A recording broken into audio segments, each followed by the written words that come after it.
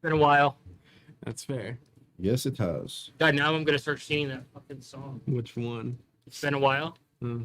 Oh. Like 7 doors down, or 3 doors down. All right. Hello, everybody, and welcome back to the Rolling Dragon Tavern, where Nikolai wheels around his third leg in a wheel cart. That was not necessary. Oh, it totally was. The doors are officially open for tonight's session, and we're back at it. I'm back at the table. I've dismissed the stand-in bard, which I got quite a few emails saying thank you for doing that. What? That's fair. Dismissing or putting one up?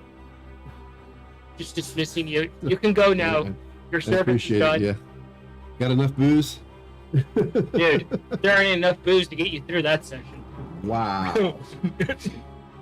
Wow. Here I thought I was doing okay and was actually thinking about getting back into playing or DMing, so I'll just crawl back in the middle. Dude, you gotta drink more than a frat house to get through a game with you Ow. three. Just fucking. Welcome back, and yeah, we're happy to have the full table back at the game. Sorry about last week. We had some technical difficulties that we're not going to delve into, but we're back, and we have no announcements. So none of us really remember what happened last, mainly because I self-took some medication. Got really drunk a lot. And many long nights and hours. So, Manny, you claim you know the tale of the last session before being gone for 5 weeks. Yes, I actually went back and listened to a large chunk of it. So, the last thing. Why is the music so foreboding? Man, he's One you trying to one you remember. picked. This may summon a demon or two. No, man. That's if you, like, you guys all go to the bathroom at the same time. I know how this ends. I've seen Dogma. No, that's the An best case experimental. scenario. Last session started off. Last with- session? Yes, last session. Okay, so last session. Why are you drinking beer, man? It's root beer, dude. Sure. Last session, we started off with us just barely pulling ourselves back together after our fight with the goose monstrosity with one of the bad backstory. I don't know what you're talking about. Nikolai was fine. Scat went down twice. Ace got ripped in half. Yeah. Again. Feisty went down. At least he got more than one punch in that time. And Kaya became an owl bear after course putting she on forgets some about sort of Noodle, because we awesome care mask about that she has. Upon which then she went ahead and destroyed the thing. And after that, Feisty went off to go and essentially die, which we were not going to let happen. Unfortunately, Scabbard was too hurt to even know this was happening. It was Cayenne that found out. That I do remember. Cayenne was basically said, on my watch. Yeah. Effectively. So, Mongo and Cayenne basically worked together to bring Feisty back to the cart while Nikolai tended to the Scabbard as well as put Ace back together as best he could. And we went back to the city, where we got help for Feisty and for everybody else, and also from a strange jackalope. I remember that. It was jackalope spirit for some sort of healing spirit thing. That was weird, but awesome. So once that happened, we got to go ahead and meet with Trim again, speak a little bit more about getting healing and such, and had something to do with a weird, like, Beans devil demon thing inside of a box that was related to something that Cayenne's parents did or something like that. That was odd. You guys found out that the parents essentially like to pick on demons. At least Cayenne's parents did. Mongo pissed off the gods again by desecrating a grave. Which one?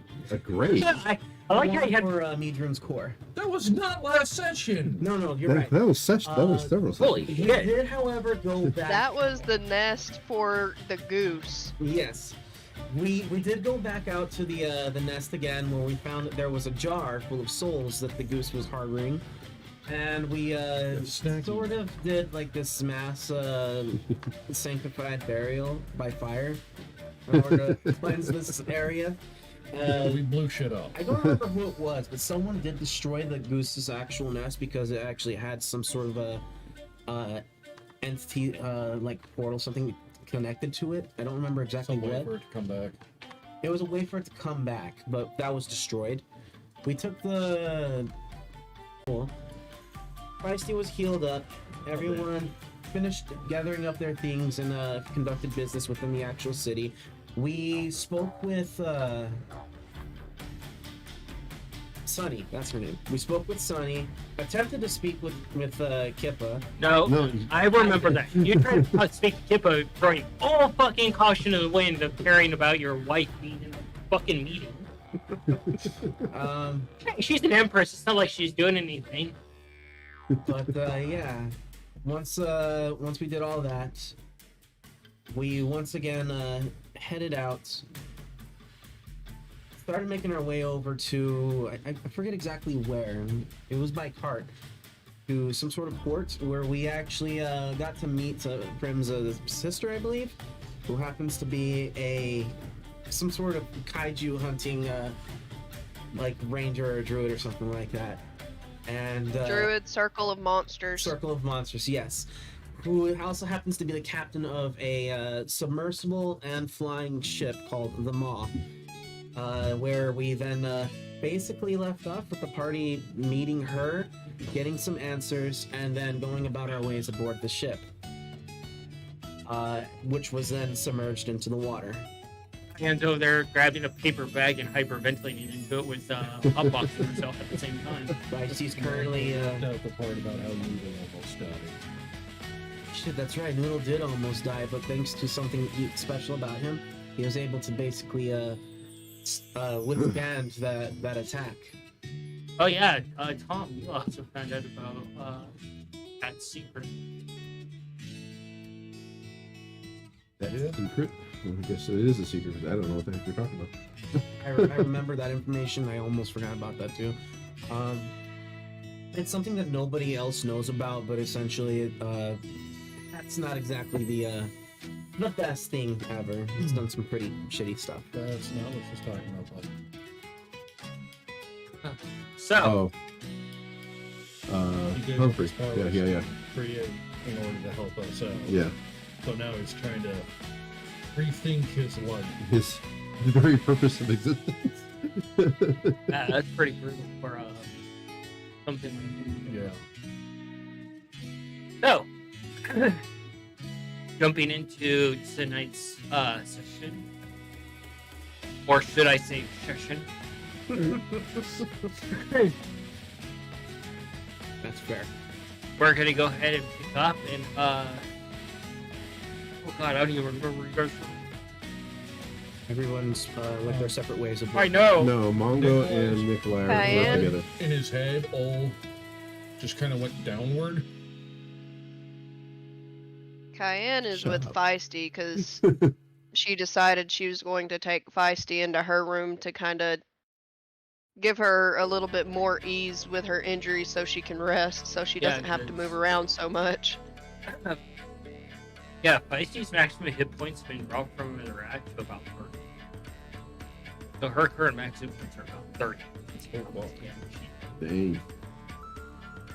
a lot of recovery. So, I believe you guys were in the hallway. And Mongo and Nikolai work together, exploring the halls a little bit. You were enamored by the machinery of the movie. And Yeah. It's, Yeah, showing Mongo that the ship is submersible and the floor moves with the ship to keep it steady and stuff like that. And then he was like, "Uh," and then the ship started becoming submerged. and Mongo's going, oh shit, we're sinking into the giant bathtub. Effectively, yeah. That's a really big. I was speaking with Captain Priscilla to learn more information about like things to do aboard the ship and such, and better ways to care for Feisty to help her get healed up again. After that, I think I was just looking out the window. That was about it. Yeah. Let's see. So you're brooding out a window instead. I guess that's better than brooding on a stone. Well, he can't find an actual place to brood, so he just has to sit there. And be like, oh my god, that hurts. Fuck. So, wow, Cheddar, really on the air. No shame. Only a cat would clean his butthole live on Twitch. I think Meredith's lost her drink. Fortunately, he's not actually in. He is leg up. Cats will do cat things. Yeah, he's What under is just it- go. What is the D&D stream without cat butthole? Who will clean Feisty's butthole since she is injured? Not it. Considering Cayenne is the most respectable about asking first, she would probably volunteer to do any kind of bathing or cleaning since she's out of commission for any kind of fighting of any kind. Actually, she doesn't even have her armor. Alright, so, jumping into this session, we're gonna start with you, Nicola. Okay. I keep going. All right. Good start. You're currently in the hallway as they shift around and move, and Mongo's sitting there just like you're probably dead staring out the window watching bubble go by as it gets darker and darker Told you. darker and darker. Told you this ship's submersible. Isn't it cool? Oh, good. We're sinking on purpose. That's definitely better than sinking not intentionally. And you just hear the entire hull kind of like shudder a little bit as the pressure starts to change some. There's a down Periscope reference in here somewhere. So yeah, so we've actually completely submerged now. Yeah, it's going down. Okay, cool. All right, well, let's go. Let's go find the engineer. What, you're not interested on how this thing works? How can you not be interested in how this thing works? You knowing your brother well enough Uh-huh. and knowing how airships work and such, you probably mentioned that there is magic. Yeah, true. You don't want to see the magic crystals and everything that powers all this stuff? That could be cool. Let's go. And I'm literally grabbing Mongo with the Reach-a-Majig's one of the Reach-a-Majig arms and just trying to like pull him along. Like a little child pulling along a parent. Save me! You're being dragged along the hall and down some steps, stumbling over Unless yourself. you'd rather be carried by Ace. Don't need to get football Hey. theory. He walks up, looks at you, grabs you, and holds you like this in front of him, but your butt is sticking up in the air, and all your robes just fall over his arms as he starts to carry you upside down. No. A crew member walks. You hear a crew member walks by, and they go, "Oh, cat butthole." Oh, that's right. He's Yeah, he's always Donald Ducky. I prestidigitate like a little sensor bar over my lower extremities. Performance. Welcome back, everybody. Oh God, I guess you could do that. We have no dignity. One of us is trying to have some. oh shit. Modified 20. There you go. Go fuck yourself. Don't worry, he's looking at oh my god, I'm not even gonna say it because you'll kill him. He's looking at a sketch of your sister done by a bard. You're gonna fucking die, buddy. You are already married. I'm gonna kill you in the name of both. My sister and your wife. What are you talking about? I'm not even present. So I don't remember that I'm doing this shit. You see a sensor bar appear, and it's in the weird, like, common language of censored glowing in front of it, kind of blinking red. Ace, put him right side up, buddy. Come on. Just fucking walk. And Ace just grabs you and turns you right side up, and it's very quick too. You can feel your stomach just kind of lean behind a little bit, like. Black bar's still there, but instead of reading censored, he's like, oh, plug.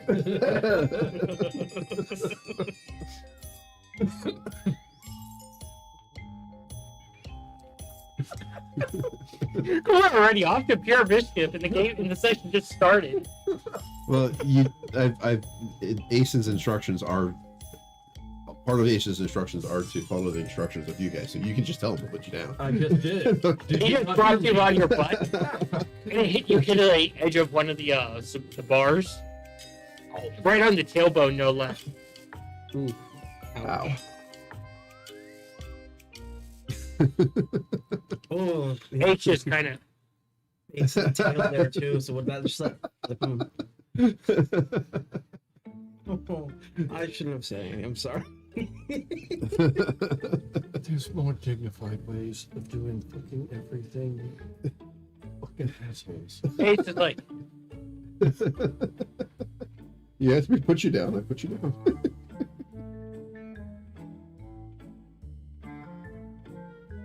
Let's go. Zoom off. Not quite double dash speed, but just not slow. he's moving a little bit quicker, and you can hear the. His machine is starting to squeak from speed. I thought he was just testing the suspension. Terrible. Shame on you. He has no shame. Of course not. That is not true. I just put a sensor bar over my junk. The sensor bar is still there. Good. Yeah, so just searching around, looking from what I know of the ship of Starbars and her crews. I'm just kind of guessing where an engineering section would be and on this ship and make my way to it. If I see a crew member, I'll ask him where's engineering. Feisty is currently under the bed.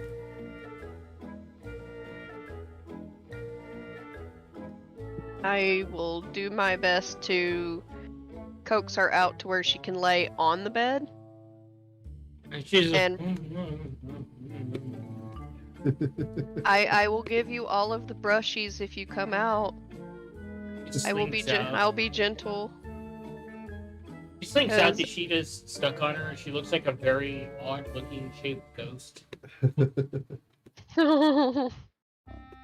Just like her snoot is sticking out. I will start gently just giving her scritches on her face. She just leans into it, and you can just see where fur is still growing back, and where there's just injuries galore. I still have like ointments and stuff that Prim gave me, yeah. Yeah, special infusions essentially that are infusions of restoration for her. I'll put little bits on her face, and if she comes out more, I'll work on spots on her body.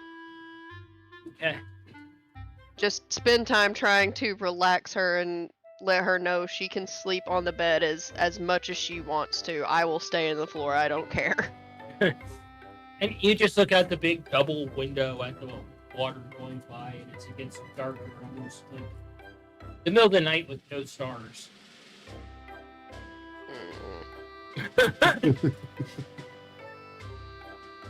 When I get done with Feisty, I am going to be closing shades or whatever is available in the room, so I don't see any of that. I see the eye of a Goliath grouper that's there. A large kraken goes by, and there's just the eye floating by. He sees the ship and is like, not today. Not today. Not this one. Not today, Satan. I heard No. stories. We're not about to piss off a creature that takes down many ships in a certain game that I won't mention. Yeah, it's easy enough. There's like a handle you can pull, and it closes the metal blinds. And what's even funnier is once the blinds actually close, it's like a very haphazardly painted tropical island type of image.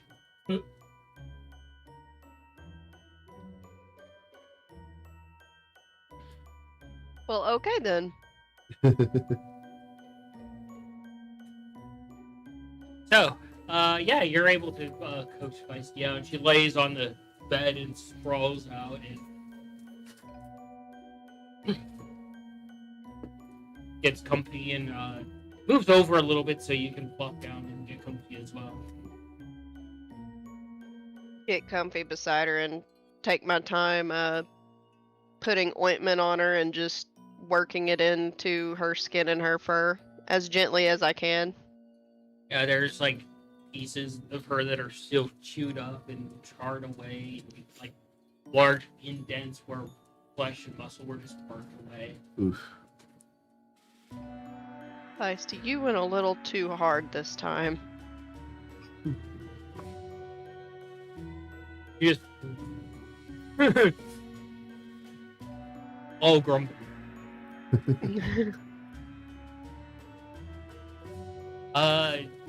Where do you walk to, Scabbard? Would be wandering the whole of the ship, more or less getting a feel and understanding of it, and figuring out where things are and what's what, and offering help where I can. I know we're supposed to be helping while we're here. Crew members mostly, just you try to help crew members and they just kind of dismiss you. I'll stay out of their way if they don't need it, then. But I'm more so just trying to get like an understanding of the layout of the ship, so that way like can Yeah, navigate. it's massive. You're not used to a ship this big. You're finding walking from one end of the ship to the other end of the ship. You're like, oh, the fuck did I do so fast? And you're realizing along like the inner spine of the ship is actually it's large enough where it has its own tram system. Oh, so Damn. that's how people get around fast enough. All right. Oh, excuse me. Do I know where the rooms are then? You can read the sign. I'll take a look and Perception there.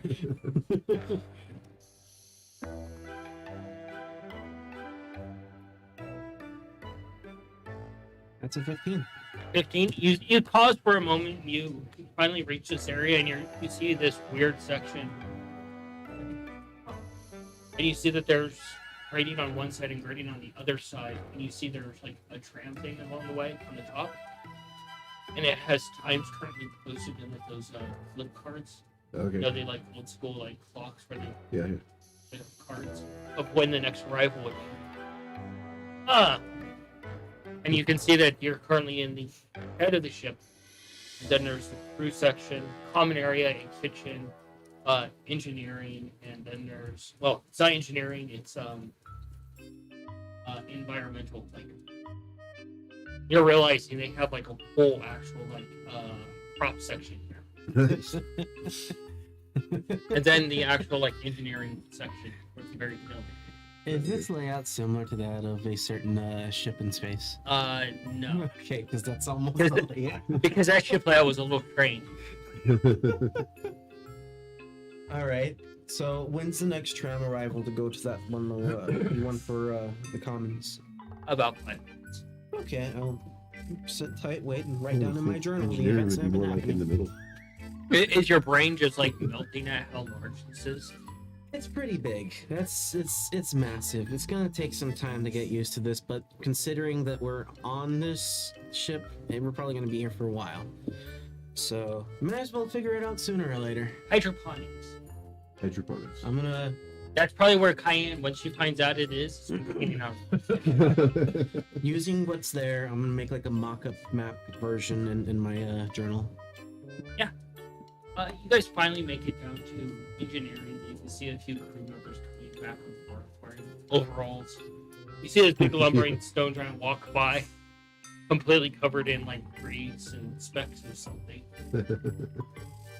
I know you gave us the engineer's name. I'm pretty sure I wrote it down. The chief engineer. Yes. Yeah, him. Him, that's what I thought. Engineering Tim. So as soon as I see somebody that looks like they're in engineering, I would ask them to let me know where Tim is. I was told to go find him and talk to him. Hey, you, Mongo. It's noticeably warmer down here. Oh, summer.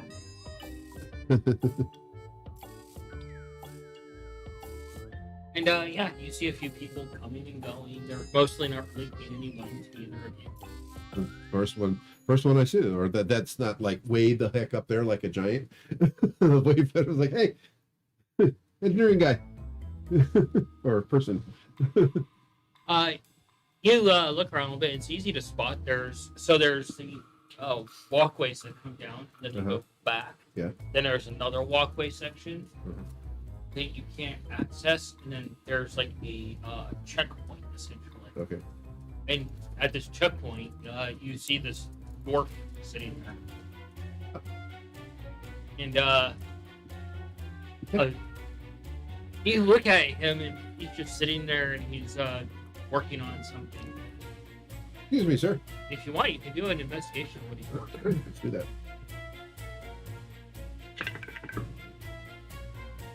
18. 18. You as a player would be terrified of what he's working on. You as Nikolai would be amazed at what he's working on. 17, sir. It's essentially it kind of looks like a shield that's been taken apart. Okay. It splits down the middle. The locks are disengaged. It's sitting on the table in front of me. And he's got the weapon partially disassembled, and it's basically a Gatling gun version of a 4-bore. Nice.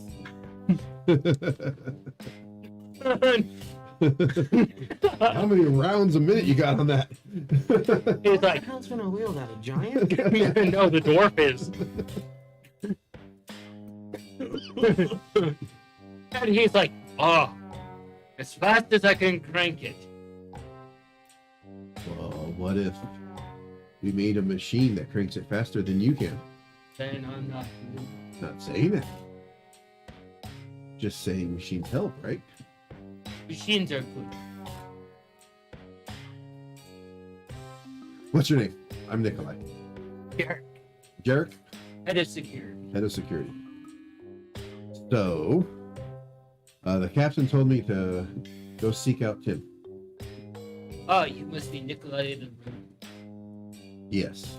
According to the manifest, it says you are a rodent of an undiscernible nature. Moon Mouse. Whatever. And you must be Mongo the Stray. Mongo the Stray. I appreciate that. Garrett, you said? Kitty cat. You're killing me, kitty. He's just trying to lay on your keyboard. You're killing me, kitty. So is that short for melting on Moon's dewy mousse?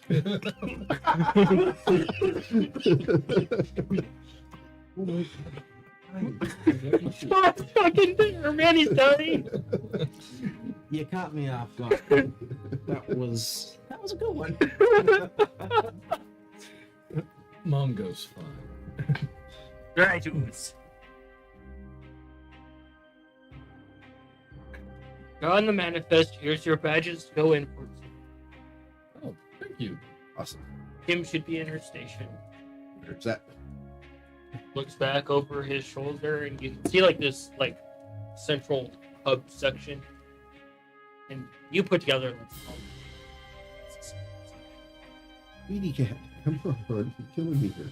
I'm automatically thinking that Nikolai is going to try to get another notch on his gear.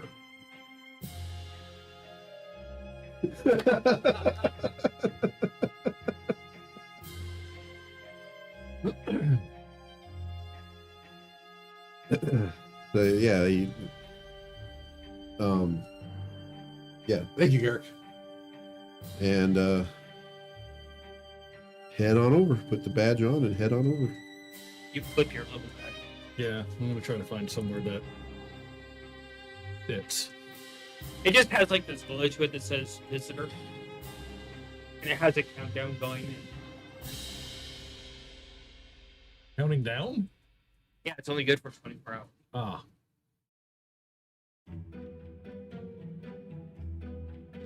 Do you zoom off to the Yep. central area? Yep. You seem to. If it's making squeaky noises, I'm going to stop and give it some oil. Now, is the squeaking coming from the gizmo or from Nikolai? He hasn't tuned up his instrument recently. It's a little out of working order, Terrible.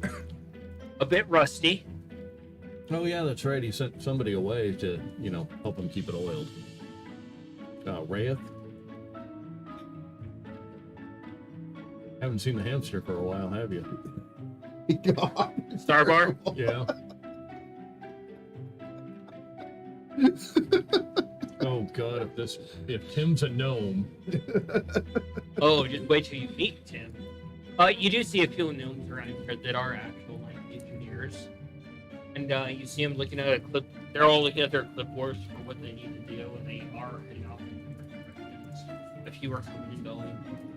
You can smell coffee mixed with like various oils, and welding smells, and other things. You can smell magic actually in here. Damn. You're like, I haven't smelled that since magic. You actually smell magic.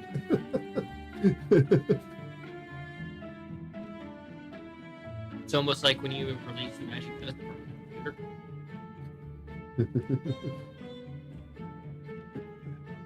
Yeah, head over to where Tim's station is, see if they're there, and Tim is definitely there. You see like this big like Napoleon like jacket on, and like this hat like on as well. Mhm. And you can see that they're just kind of like up their backs too. Okay.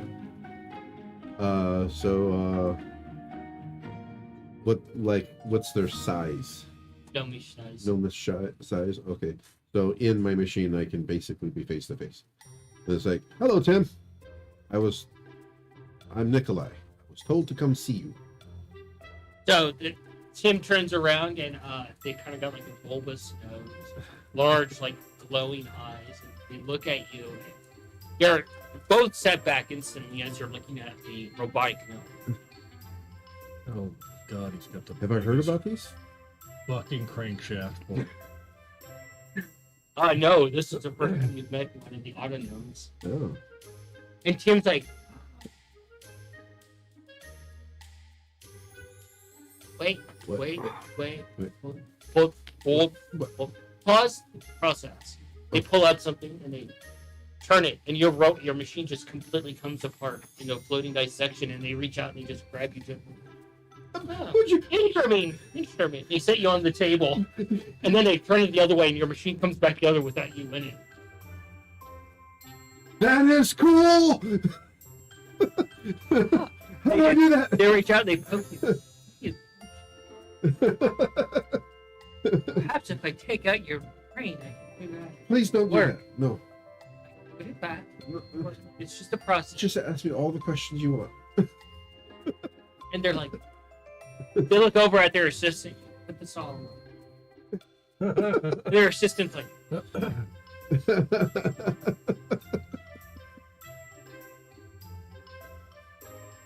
So,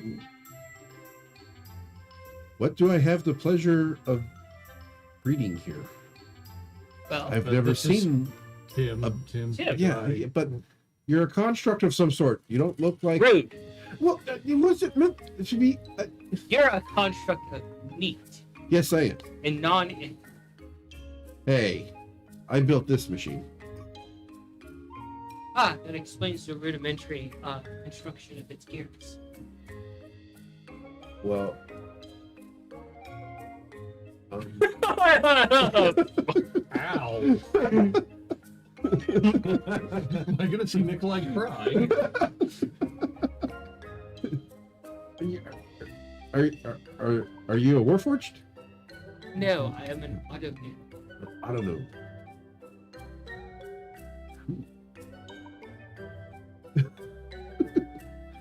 And they just narrow their glance at you. Are you here to work or just to bog? I'm here to learn. Both, I believe, in his case. Yes, Ah, I'll work on stuff and look at everything. A little discretion, Bob. There's so much here going on. I need to learn it. Yes. yeah. They reach over and they grab the scroll from their assistant and they pull it. They set it one in front of you and one in front of you. Non-disclosure agreements. You are not to discuss anything you see, touch, or interact with on the ship regarding its technology as it is strictly preserved. You are not to steal any secrets. That's why. Okay. Sign it.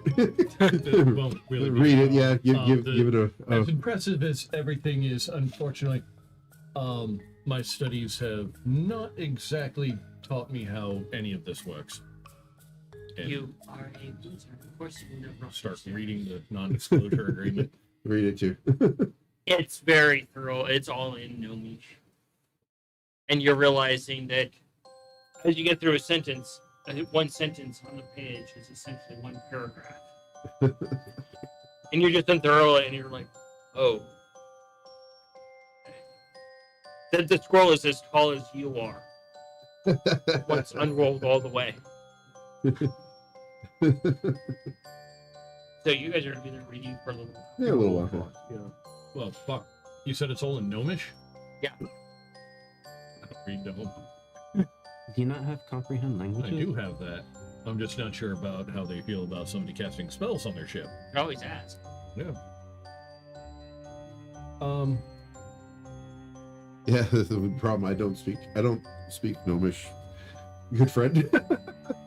Yeah, again, area that my studies have lacked would be into the native language of the gnomes. Bring the dead cats.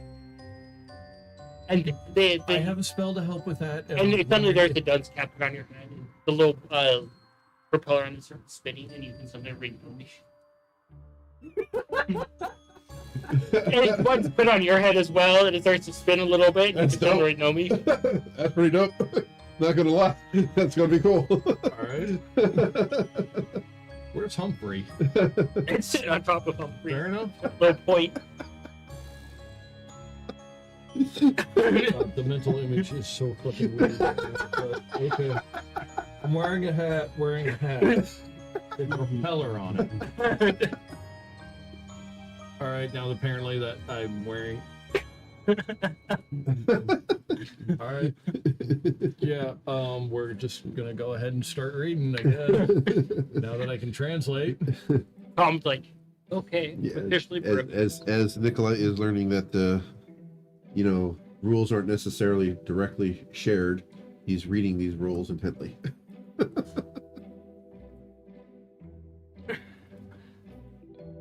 Back to you, Cayenne, as you're chilling on the bed with Feisty. How much ointment was I able to cover on her? Probably about like a good 3 ounces.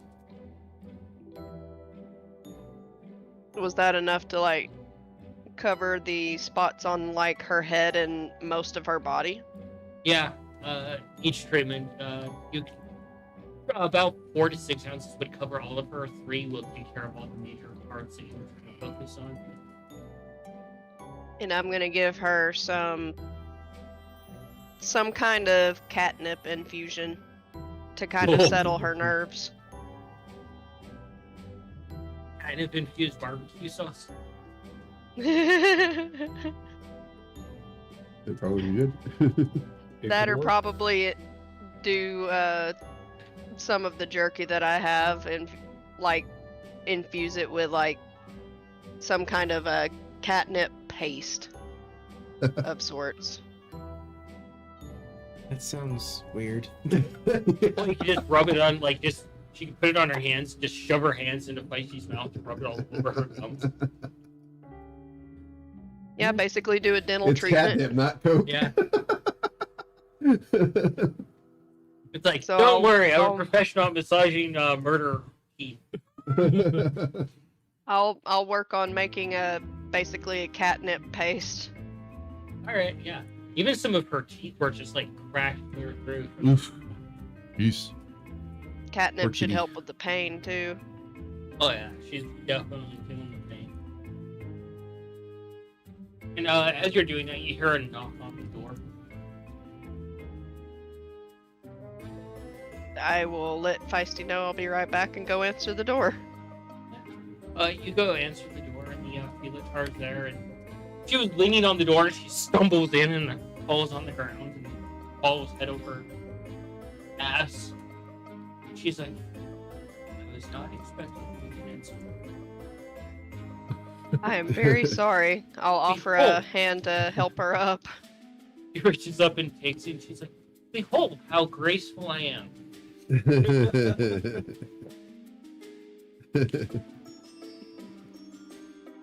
Very sorry about that. Again, I was not expecting you to open the door. My apologies. Usually when I hear a knock on the door, I always assume it's of importance. That's okay. So are you going to stay in your room the entire time? No, but I am trying to get my companion here, Feisty, to feel a little bit more at ease. She did suffer quite a lot of damage in the last fight that me and my siblings were in. That's So at the moment, I'm working on making a type of paste made of catnip to kind of help with the pain and to ease her nerves a little bit. Well, I did bring this, and she holds up a jar of something that looks kind of almost like a fermented tuna from what you can see through the smokiness of the glass. Huh. Might I ask what this is? It's my special blend of a snack. It's deep sea fish that has been stewed with some various vegetables and vinegars and such, and herbs. I don't know if Feisty's ever really had anything outside of barbecue from all the towns that we've gone to, aside from some fish here and there. I think that she'll enjoy that. She just opens a lid, and it's just like opening a lid of sashimi with the smell. Oh no. It's like pastrami mixed with durian, followed by a heavy smell of like soy sauce. Lovely. Probably something cats will enjoy. If Feisty just looks over, and you can see her look a little bit green, like,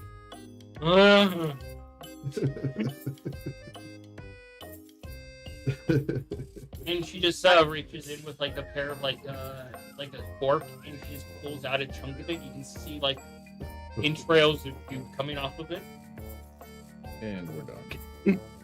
Oh, so it's like the yuck jar that I gave to I gave I gave to Osling to give to Id. Yeah. The pickled goblin bits. Oh, she looks over at you. Hey, do me a favor. Of course. Look in my direction and go, ah. Oh no. I will do as instructed as to not offend. As you do that, she sticks a spoon in your mouth with the goo on it. And you can feel some of it actually hit your chin. And it's very cold and goopy to the touch, but the taste in your mouth is nowhere near as bad as the smell. It's actually kind of like almost a salty, sweet kind of tuna type of taste. It sounds terrible. Huh. With a little bit of like a mintiness to it. What the heck? That's different. And this is the first time Cayenne has had fish. Bob looks just unsettled over there. Imagine that happening to Mongo. See, it's not too bad. The smell is definitely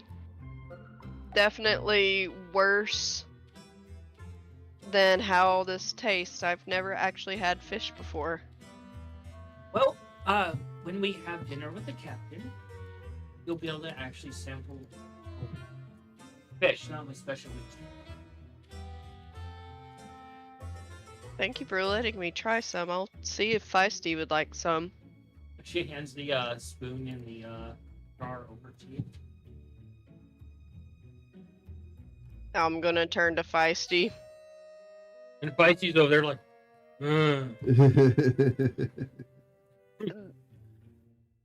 Trust me, it tastes better than the smell that hits you first.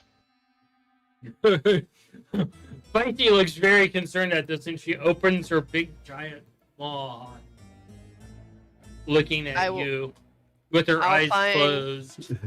I'll find a big, a decent sized chunk to give to her, and be careful not to get any into her fur. It's easy enough. It kind of, and you pull it out. It's like that. What was it? What is that stuff called? The putty that you make fart sounds with? Oh yeah, Silly putty? Like fart putty. yeah. Just so done right now.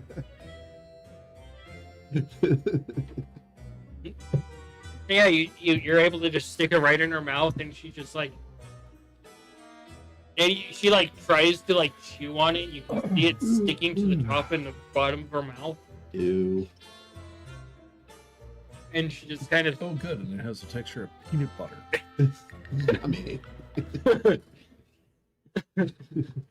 she swallows it, and she looks over, and she's like,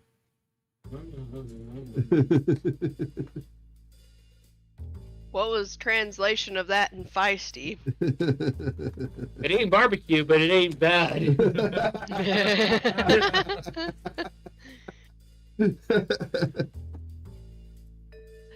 Forgive me for asking again. I'm trying to remember the name of the Filatar because I know it was given the last episode, but my mind is blank. I think I might have it in my notes. Hang on. But he has it in their nose. Please tell me. No, I just put down the Filatar assistant. Yeah. Come to think of it, I don't think we actually did get a name for her. She's the navigator. Yeah, she is the navigator. That's all we know about her. We shall call her Navi. Not- Hey, What if that's actually her name? Like Navi. I just hear the sounds of Pandora. Navi the Navigator. Hey, look, here goes Spoon Happy. Oh my god. I'm all for it. I almost wanted to say her name did start with an N though. Like either Nox, Navi, or Ness. Something along those lines. Ness is actually a cool name, not gonna lie. I think that's what we should call her for now until the name is figured out. Yes, we will call her Ness. Gonna turn back to Ness and tell her thank you. And she's like, "You're welcome. Dinner's in a couple hours. I have to get back to my duties. We don't want to crash into any rocks, and it's might be my fault." Quick question: are there any beings above the ship that would need a centaur's help while Feisty rests? Oh, you can actually go down to the common area. Speak with Jarek, and he might actually recruit you to help with the armaments. I am not versed in building anything whatsoever. Oh no, you would be moving the large amounts of ammunition and weaponry. That sounds easy enough. If that's not your jam, we also have hydroponics.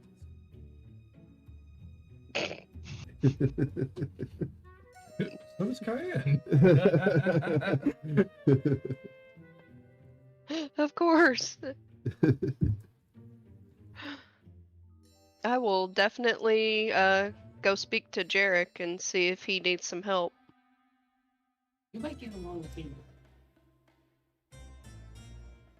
He's a big, rowdy dwarf. He's actually big for a dwarf. Dwarf or dwarf with a W? Dwarf.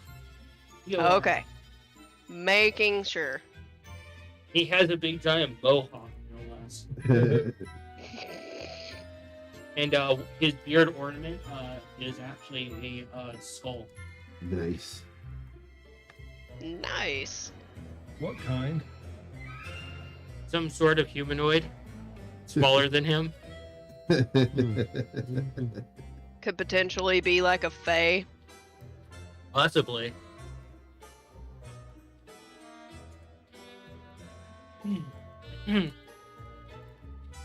So, yeah. You're left to your devices as Ness heads out to go deal with her duties so that the ship could be properly navigated. That's her primary job, her and her staff. I am going to find a bowl to put some of the contents of the jar into it in case Feisty gets hungry and wants to eat some more. And also try to find a bowl to get her some water so it doesn't stick to the roof of her mouth. Yeah, you find two bowls. And you turn the jar over and you try to scoop it out. And it's just like this big, like, it's almost like pouring out a jar of slime. As it loops into it, it's like that weirdly slimy cat food consistency almost. I'd be using the spoon to try to help the process for sure. You're just like, oh god. Oh. I'm not gonna. Mongo might like some of this. I'm not gonna take too much of the contents out, just enough to make the bowl like filled like halfway at least, so there's still some left in the jar, and make sure the jar's closed. As you get deeper into the jar, it gets thicker and goopier. It goes from being like, nice creamy peanut butter to very thick Oh yeah, peanut like butter. where the oil separated, you have this like paste at the bottom. It's almost like brownie batter at that point. God. That's terrible. Peanut butter brownie batter. Except this is fish. That would actually be soy really sauce. good. I made a banana bread today. Oh yeah, I already told you that. Banana bread. It's really good. Very chocolatey. More brownie than bread, though. Ooh, nice. It's all the chocolate I put in it. Sounds like a complaint to me. Oh no, it's awesome. So yeah, you're able to get to the common areas. I will be looking for any kind of signs, or look for the dwarf with the mohawk. Scabber got to the common areas. You're able to head out and Feisty there. She just kind of like falls asleep on the bed. Oh, do I meet her at any point in the halls? Fuck, I need to die. 3 dice on the table.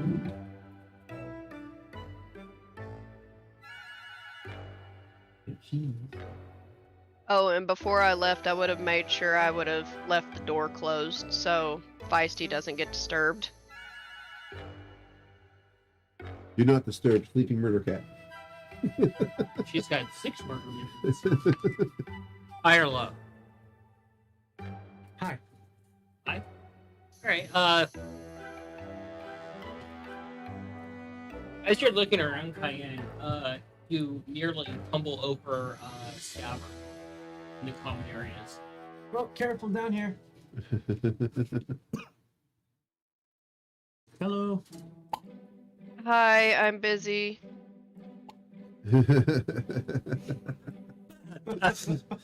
What's that weird noise?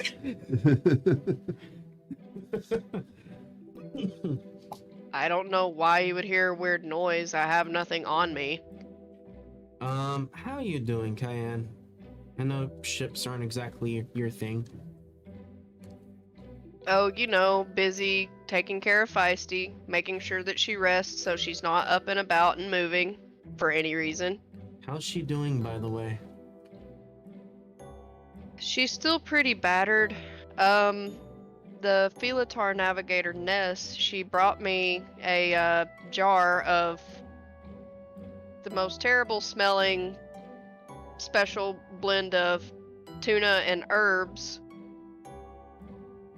but it actually tastes pretty decent. I left some behind for Feistin and got her to try it so she would at least eat something. That's most seafood. It sounds interesting. Sounds like it must smell god awful though. Oh, there's still some to smell on Cayenne. that you can pick up on. Kind of smell it on you. Yeah, Ness got me to try some on a spoon and got some on my chin. I tried to clean it off, but the residue it sticks. Well, there are maps. I'm gonna let you know now. You're not gonna like it. The ship is massive, and the main primary way to get around on the ship is a tram system. As Cayenne already knows because she just got off the tram and nearly crushed you. But there's also I made a copy of the map. Normally it's posted on where the tram is at, but I'm gonna make copies for everybody so they have one each. I'll slip it under your door, I guess. It's gonna take me a moment, but yeah.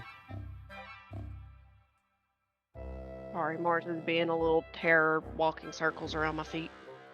Oh, nothing like a shark circling you. For real. I'm trying to keep him from jumping on the computer because last time he unplugged my webcam and he knocked over my light. Oh, Jesus. jeez. I thought Yeah. Header was bad. Mars is not Better necessarily fat, he's just destruction. Hello, Mr. But yeah, I'm gonna go ahead and make little maps for everybody. We have a way to easily navigate the ship instead of having to find one. Alrighty. Did you know we're actually underwater right now? Yeah, that's gonna help. I'm aware. This ship is incredible. Anyways, I'm gonna let you go so you can do whatever it is you have to do. I'm gonna be inside of my room for a little bit. I have I'm some gonna notes and be- such to review. I'm gonna be finding some work to do. Keep my mind off of the fact that we're crossing water at all. So, Not to mention under. you head off in one direction. You head off in another direction to look for the dwarf. And you head past an area and someone reaches up and they immediately grab your hand. It's a volunteer.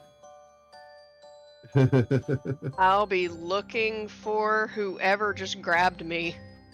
And you immediately look around, you look down, and there's this goblin looking up at you with an eye patch on, and the eye patch has a crudely drawn eye on it.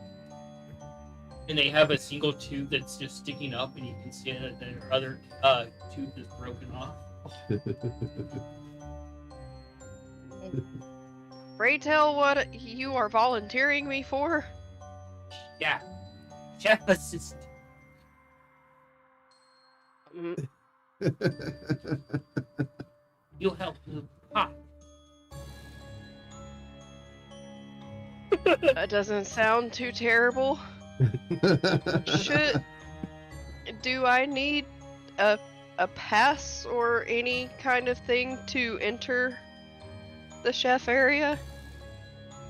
The chef area. I give I head chef. Well, second head chef. I will gladly help you if you Nicker need is assistance. Head chef, not Knack, other head chef. Nicker and Knack. Okay.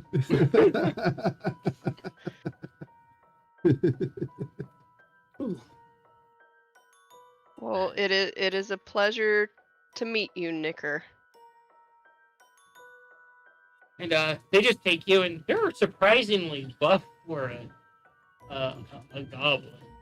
They're more like a swole goblin. Am I having to like bend my torso down because they're grabbing my hand? Almost painfully so.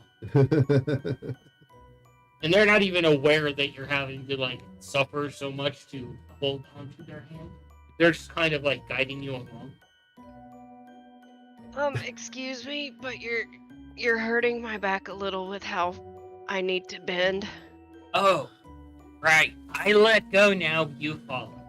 Are instructions clear? Yes, instructions are clear. I can easily follow you. Good, because the path forward's not always clear for me. Oh, that perception.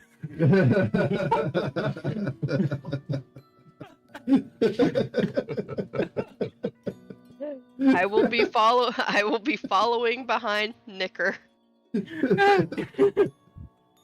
led into the kitchen area, and you see all these step stools everywhere, and you see a door that's marked disposal area.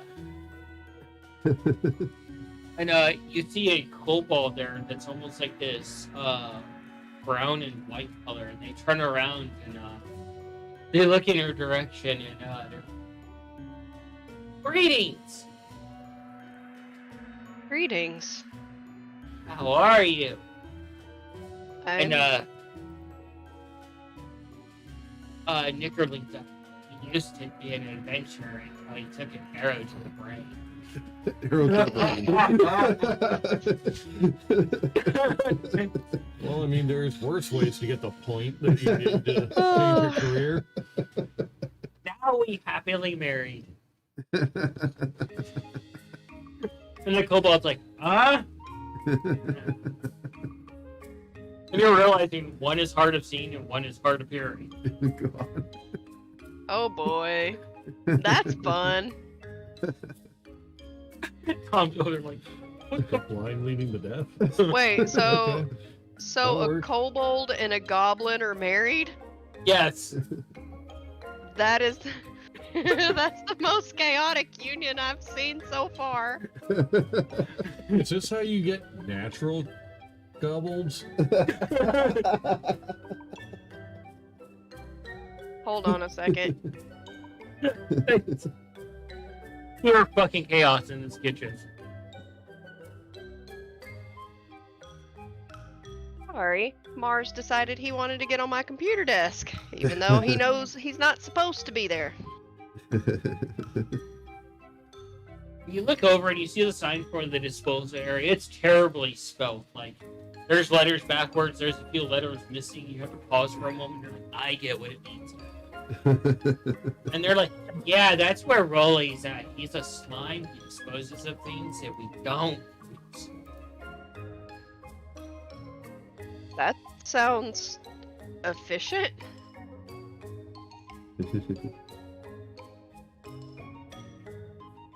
And the kobold is like, today's special extra spicy tuna. That's gonna Yeah, be tuna's a fun for little those bit that have a spicy. spice intolerance. And you see him just like just pouring this large like bowl of peppers in there that are just smoothly cut. The stems are removed, and it's like at least 3 pounds of peppers into the pot.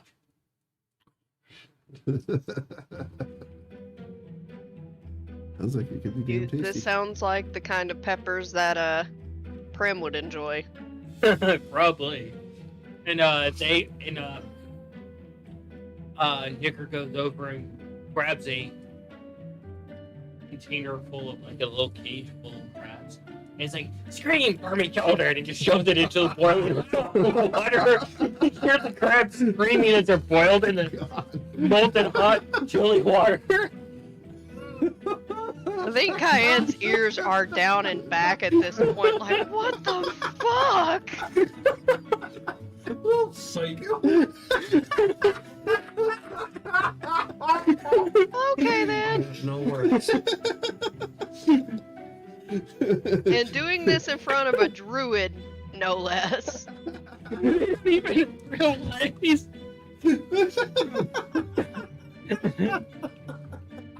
children's screams are beautiful music to my ears. Psychopath. The kobold would go there with their head tilted, like, really? Again?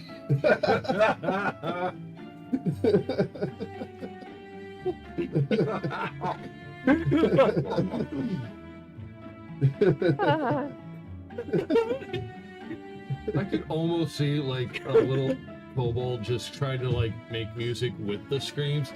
La da da da. Oh my god.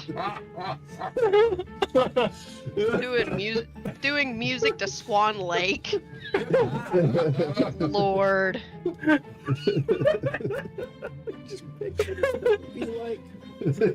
You realize you're on the ship Dropping with the the most crabs in chaotic for- chefs for, you like, probably a have meter. ever met.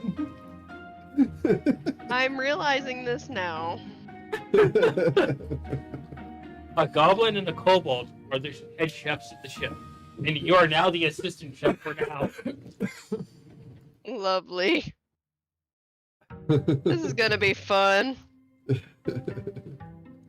Cayenne having new mentors, or being new mentored to new followers unexpectedly. Oh, God. Surprisingly, though, despite how chaotic and insane their methods are, they seem to be rather coherent chefs as far as making food goes.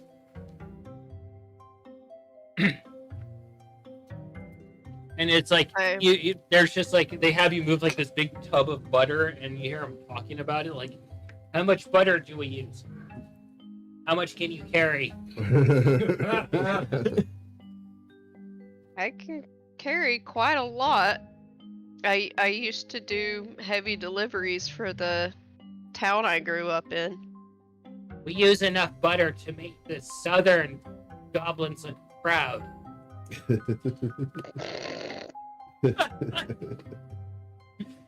Oh, so about a keg's worth.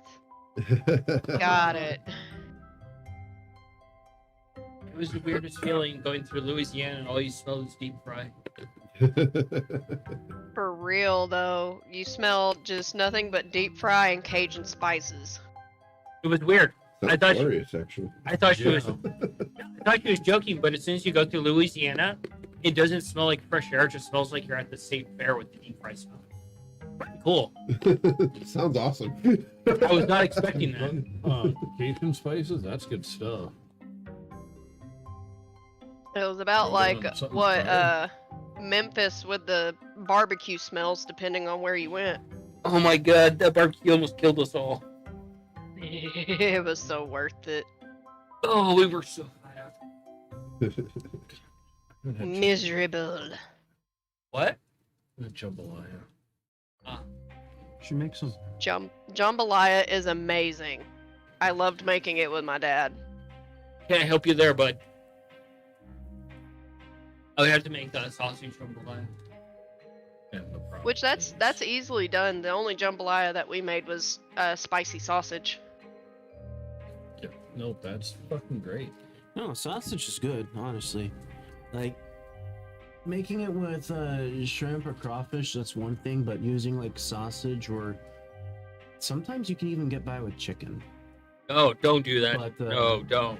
But honestly, like classic with like a shrimp or crawfish. Get like a good spicy sausage in Wouldn't there. be I able to have do a any large- kind of seafood. But I understand because the allergy. I have a huge problem with that. It's called death. Yeah. But sausage jambalaya though, I've made sausage jambalaya. it's good. should make it again sometime. There's really no polite way for me to describe how much I love I also made pizza from scratch this week. Mozzarella cheese bread from scratch this week. Fuck yeah. So, back to you two and the engineering. Get through the NDA. Eventually, Anything weird yeah. in there? There are several instances where it concerns you, Mongo, as it's pointed out. We are not responsible for death, disembodiment, or removal of soul from the body, or other limbs missing, or banishment to other planes due to magical accidents. Maybe I can just wait here. Why? What's wrong? I try to find out where he is on the contract, see if one of us is a little further ahead than the other. He's already at the bottom signing it as Fair enough. I didn't think you bat an eyelash at that.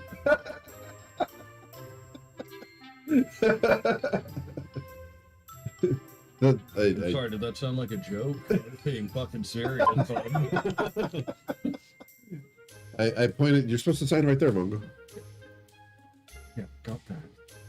Just reading over it, got just point, turn the thing and point. Does that happen a lot? they turn back to you. Only if you're a volunteer. Are you volunteering for extracurricular experiments? Not at this time. Unfortunate. Because you would make a wonderful volunteer. I've always wondered what would happen if I were to take a cat and a baked potato with butter on it and toast them together and drop them.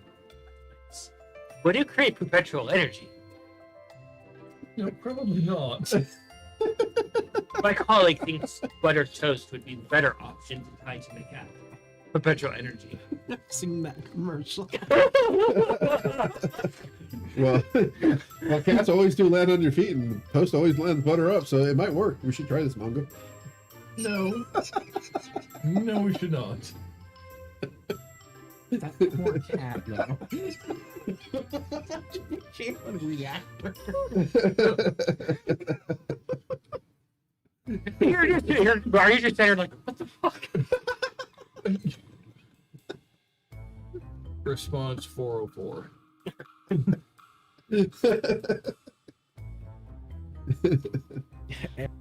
Yeah, I think no matter what I do, I'm gonna have to wind up fucking signing this damn thing anyway, so yeah. Sorry, I also heard that you guys have a wizard in tow? Sorcerer. Sorcerer. Navi, or navigate. Also known as Ness.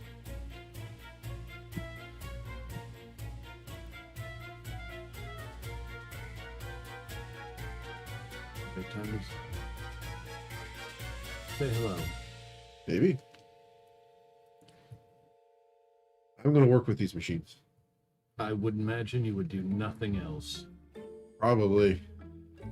And that includes sleep. Probably. So you sign it? Ah, very good. Thank you for the contracts being signed. Wonderful assistant, bring out the probe. And they're like, the probe's been returned.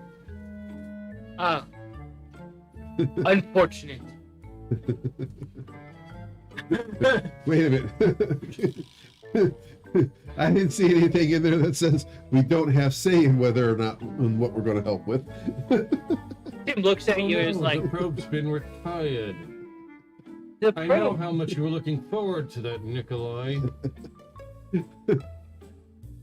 What? I'm going to go find. I'm sorry, Ness? You said? Yes. Okay. She will be at the dinner, as all will be at the dinner. Ah. Well, that'll make it easier to find. Then you look over and the assistant's like,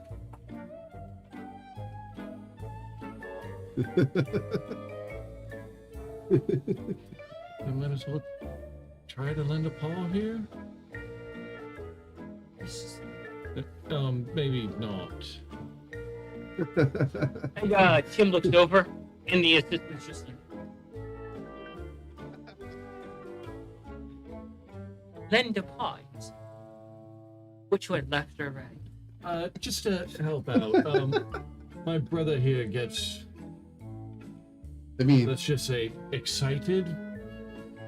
I can always build you another paw if you don't get it back. Look, we've been over this. I'm going to try to keep all of them. I know you're disappointed. As you start to gesture there, Mongo, Gab is most likely to lose something. as you gesture and your thought process starts going into overload there, you hear it spins really fast and some smoke comes off. I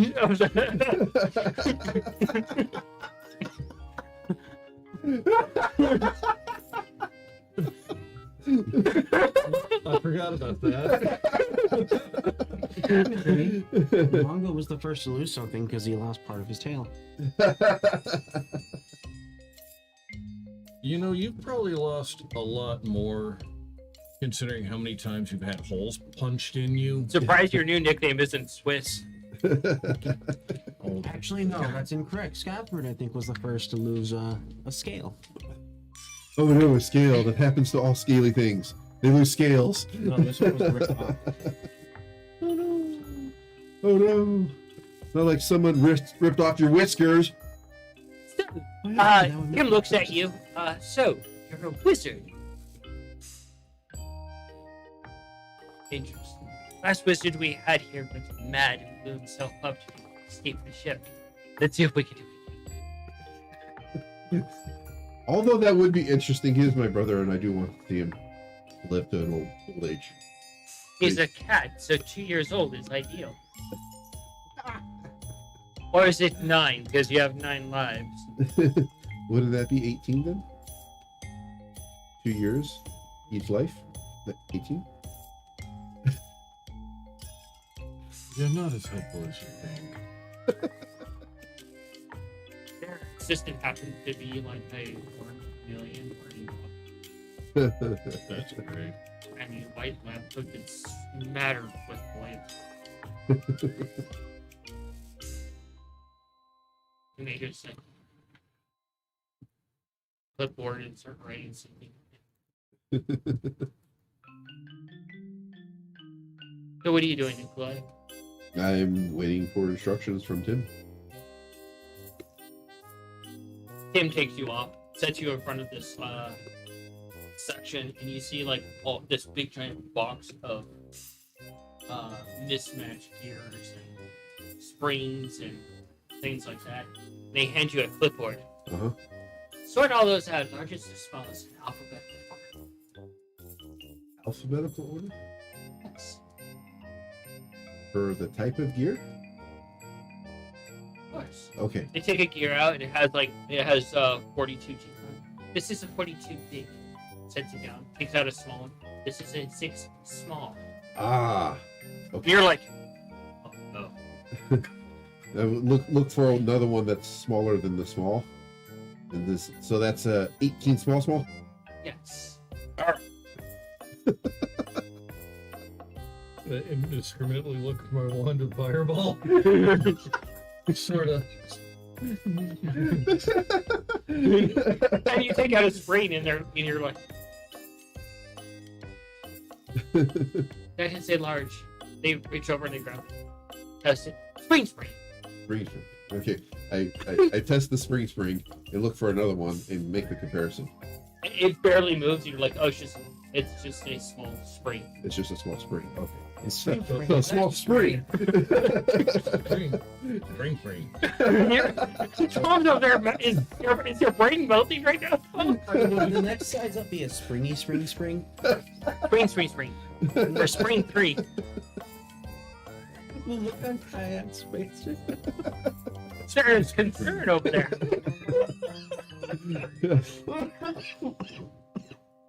Where were you off to? Heading back to the room to go ahead and make maps for everybody and to take notes of what we've done so far. Yeah, your room is one of the guest rooms, rather nice.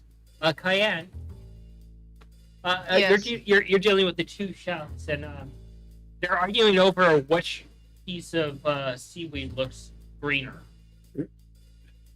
I will investigate and help them out. Go ahead. I know me shooting so wonderful. I'm probably not much help with a 6. The green to you looks exactly the same between what they're holding on. The same. And in fact, to your instincts as a druid, they are exactly the same. They're literally arguing over nothing.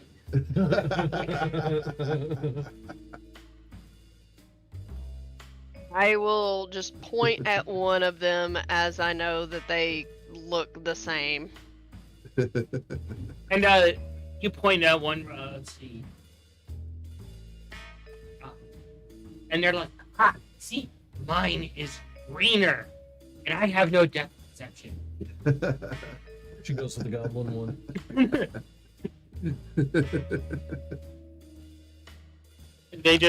They're like, "I win." Yeah, it's basically a seafood dinner.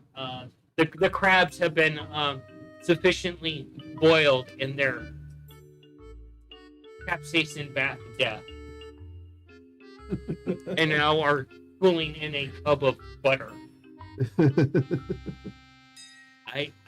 I don't know how seafood burns people. I have no experience.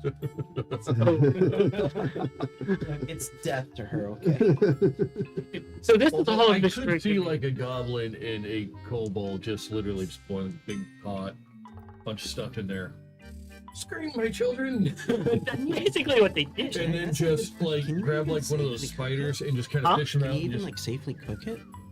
I never tried. I don't think want to it'd be a find good out. idea, to be honest. and just dump them in a big thing of butter and then just kind of watch them kind of sink as they melt in a little bit. Yeah, essentially what you're helping to make is a big giant tub of crab jambalaya that's almost like 30% butter. Put some roux in there, yeah. Sounds good. And they're just like, there's so many hot peppers and other things going in here, and you're like, oh no.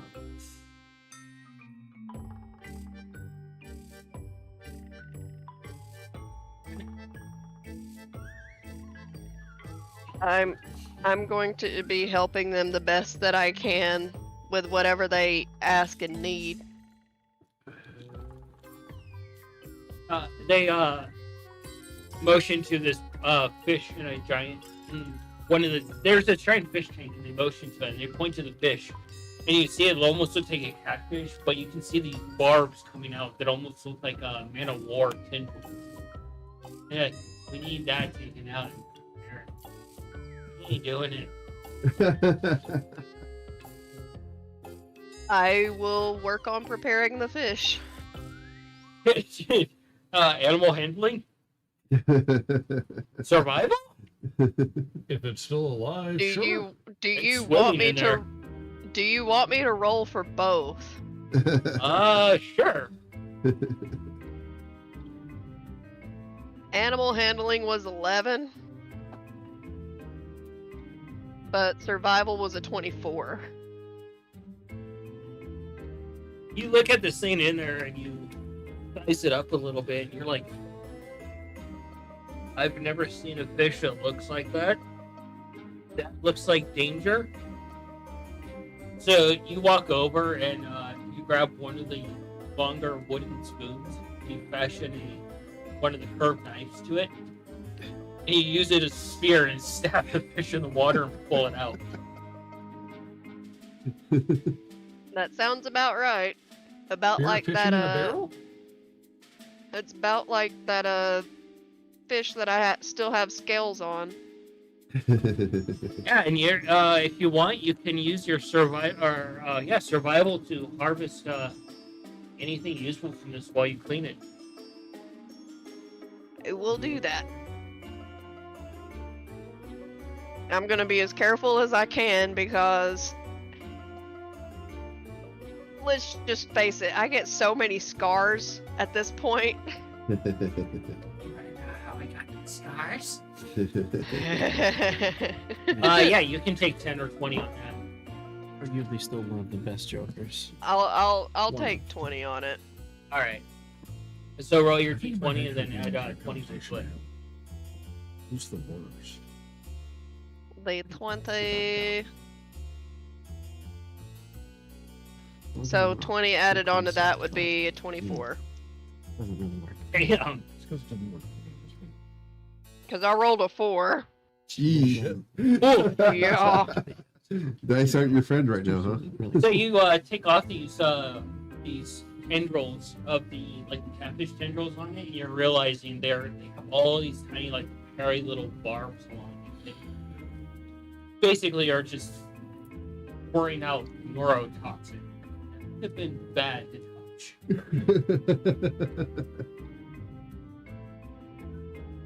And yeah, you're actually easy. It's easy enough for you to clean the fish at that point once you disarm it, essentially.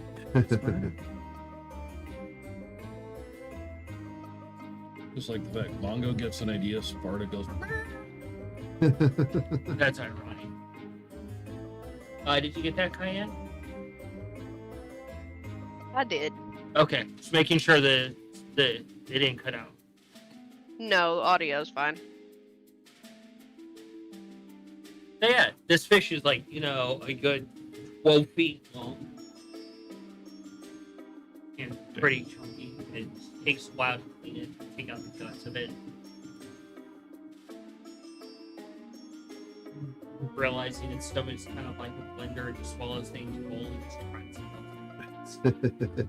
Well, its stomach acid dissolves them.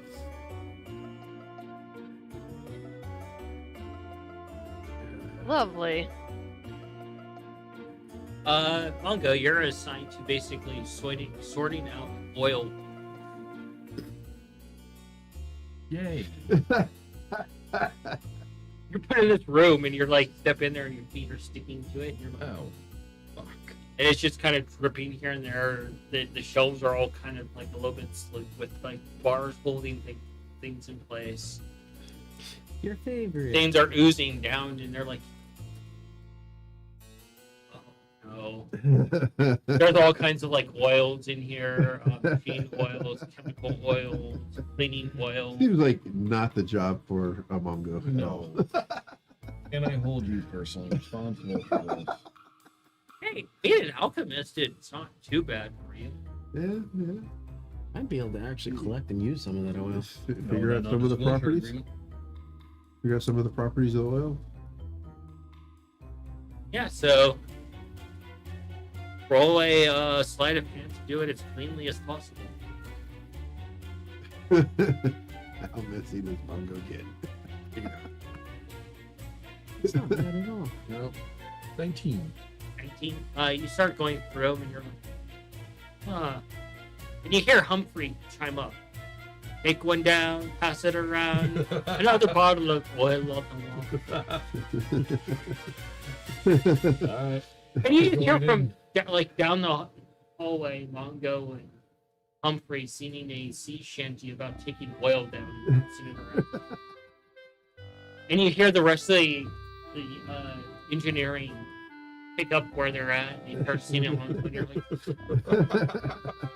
Oh, holler. Good to hear your voice again, Humphrey. the entire engineering bay is singing along with you. Hell yeah. Eventually, you do find yourself in the commons area. Well, while doing the gears, I want to first make sure that I do it right. And I would like to see if there's any particular springs or gears of particular properties that I think I might be able to use and ask for if I can use it. Okay. Spending my time on this, will I be able to do that? Mhm.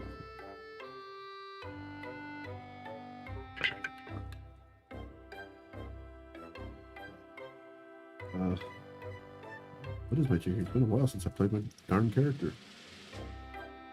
12 plus however time you're going to give me. That would be definitely a game changer. A bag of holding full of oil being dumped into a barrel. Oh god. They just light a match. Yeah, it should be bad. empty it is. That'd be devastating. What was your roll? 12 plus however much time you're going to give me.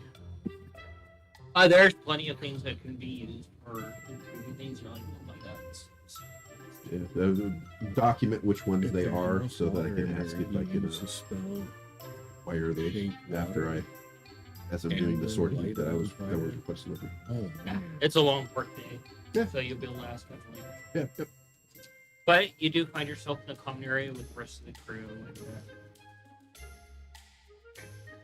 And Cayenne is oddly absent.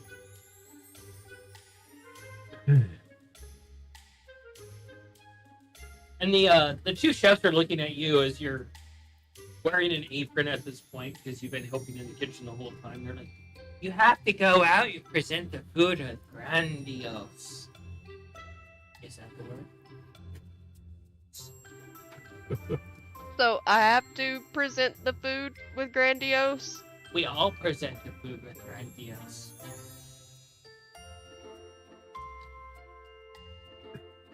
Oh boy. You sous chef, you good sous chef. You stay on ship forever with Fuck. I was like, fuck no. Nope. First chance she gets, she's getting off this boat. She's getting on land and she's standing there for a little bit, getting really drunk before she gets back on this boat. Yep. And they're like, you go out, you present giant fishy fish, and be like, look, it is beautiful. You eat with your eyes, then your tum-tum.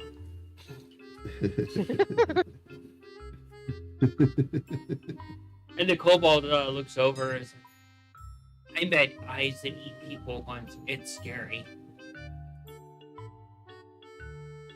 Eyes should not bite people. Just seeing a beholder right now. I looked at the description of eyes that bite people. Yeah. So, Cayenne, roll a performance.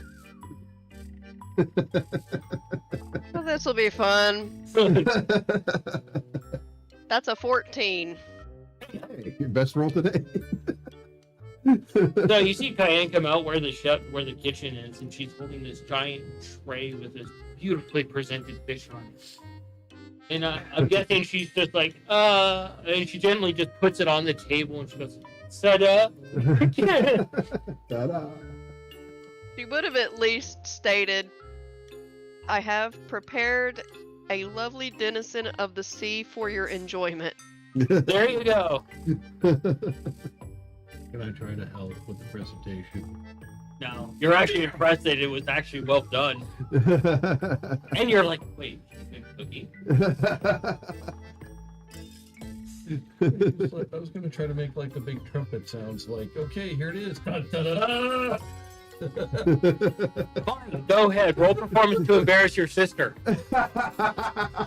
Embarrass her? Try to tell them. You're kicking this grave. Go for it. Dig it. What's my performance again? Like a 1. Oh. What is it? As low as your tinkering, bud. Hey.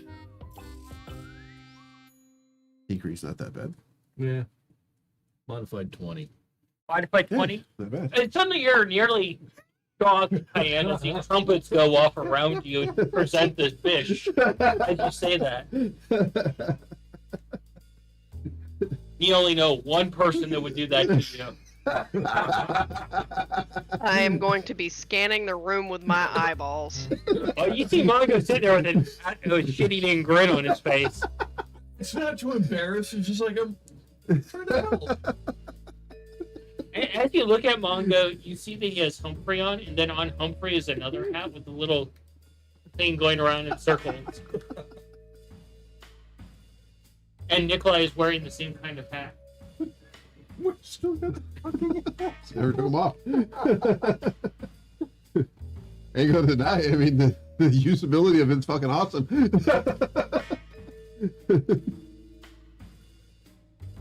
every time you have a big thought, it just spins up and goes, whee! Oh fuck. Has mine actually stopped? Because it is Mongo, and so I've sent you kind of a few Word docs with a couple of questions. Dude, at this point, I'd be surprised when you couldn't fly with it. We have taken off. If I get it to angle right, can I walk like a little faster? At like 26 movement speed. You see the two head chefs come out and they present other things and they start serving everybody and the entire crew here. You see the dwarf there with the mohawk. You see the captain, she's there. You see the navigator there. And there is an empty chair there, and you're presuming that's for whoever works down in hydroponics. Okay. You just see the various crew members, their side table, other crew members. You see that this is a shorter table simply for those that are who sit with the captain. Okay.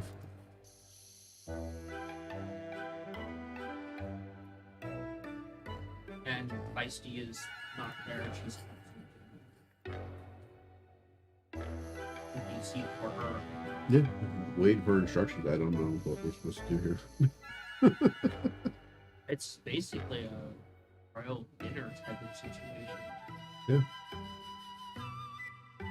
The captain is like, she stands up and she's like, she looks around in front of her and she's looking at various cups she has. She's she looks over at the navigator. And the pilotar reaches over and it's like, she picks up and she's like, she sets down the gaudy one. She's like, she reaches in her vest and she's like, all right, she reaches in and she pulls out this goblet that's basically made from like this creature's skull. Wow. And she just grabs a bottle of wine, puts it in her mouth, just pops the cork off, pours it in there. She walks around filling cups for each of you. Oh, okay. Cool. Hold up my laptop. And yeah, she presents each of you with a cup. And she's like, to my guests. Where you're going? I don't know. I've been. Oh. And I figured your sister would have said something. I suppose we have to have a talk then. Yeah, we're just on our normal trek right now. Oh, okay. We're heading to the city of the Sea Elves. The city of the Sea Elves, huh? Sounds fascinating. Well,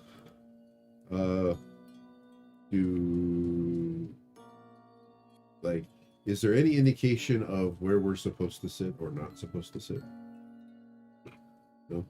Okay. I will flat out ask, are we supposed to sit someplace specific? No, No? Okay. I'm not very formal on my ship. It looks quite formal to me, so. Look, I run my ship very loosely. I hunt monsters. I feel you. We've been dealing with weird formalities that are beyond our.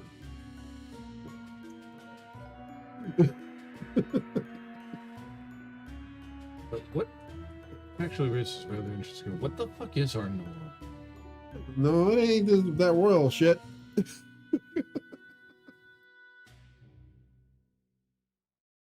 She goes and sits back in her seat. And she's like, Diane, how are you getting along on the ship? I see that you met our illustrious chefs. I wanted to try to find something to do to forget the fact that we are within water. Huh. Well, we are surrounded by but there's plenty on the ship to do to keep you entertained or your brain distracted from this destination. That the latter is my plan.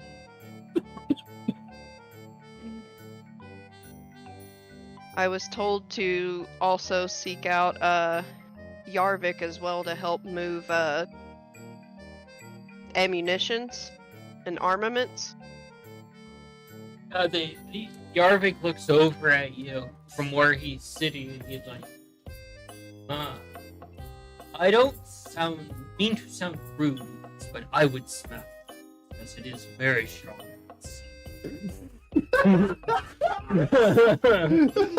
I make sure I'm not in the line of fire. And the captain, she's like, you would ask permission. I respect being asked. The only way I would allow that to happen, though, is if I were shit-faced beyond belief. He's like, I got a drink for that. Mm. I make sure I'm not in the blast radius. Backing away. And he's like, alas, you are too young for me. I prefer the kind that they refer to as priests. At least 500 years ago.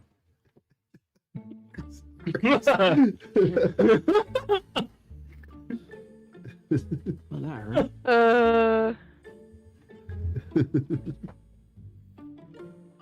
And then Tom's like, what the fuck? No, he said cougars like, fuck, he's got a thing for tabaxis? Oh, right, that term, got it. Alright.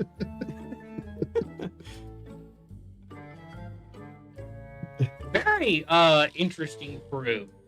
It's just. What was For the real, what was though. what was the captain's name again? If you don't. No, I don't. Priscilla. Priscilla. It was Prim and Pris. That's right. You're right. That's right. It's- Now that I remember. Nessa's like, this food sure is irritating. Yeah. Conversation. That fish was not the easiest to deal with. I don't even know. I've never met a fish like that before. Like, there's worse the deeper down we go. What kind of fish? Seafood is one of my favorite things. So. Well, there's this one fish that we've encountered that swims in groups.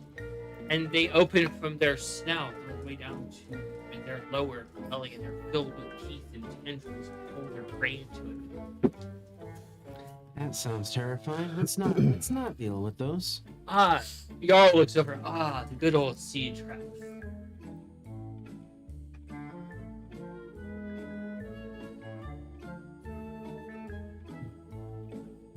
So, your sister told you nothing about what we're doing, or what you are, I guess, helping us with. We're trying to hunt down a pirate. Everybody just kind of looks over, and she's like, "Pirate? Yes. So you want to go to the pirate place?" Perhaps this isn't the time to get into the specifics. Okay. Or the pirate islands. I don't know. They're islands? Okay. Well, the islands are made of dozens of ships that have been bound together before. Oh, There's quite a few things we're traveling for, but most of it we can't really talk about at the moment. You don't find my crew trustworthy. Not so much that, it's more so one of the individuals we're going after. As far as we are aware, they have ways of doing things that just seem impossible. I got a feeling, brother, that if Grim says we can trust her sister, we can trust her sister, and she's the captain of the ship. Pretty sure she can trust her crew. So, do we necessarily need to do all the cloak and dagger secret stuff? no, he's finally getting the fucking hang of it. We should encourage that. If you He want usually to deal blabs with it, everything to everyone. he has a point. He wants to deal with it in private. delicious meal. Of course, I mean no offense.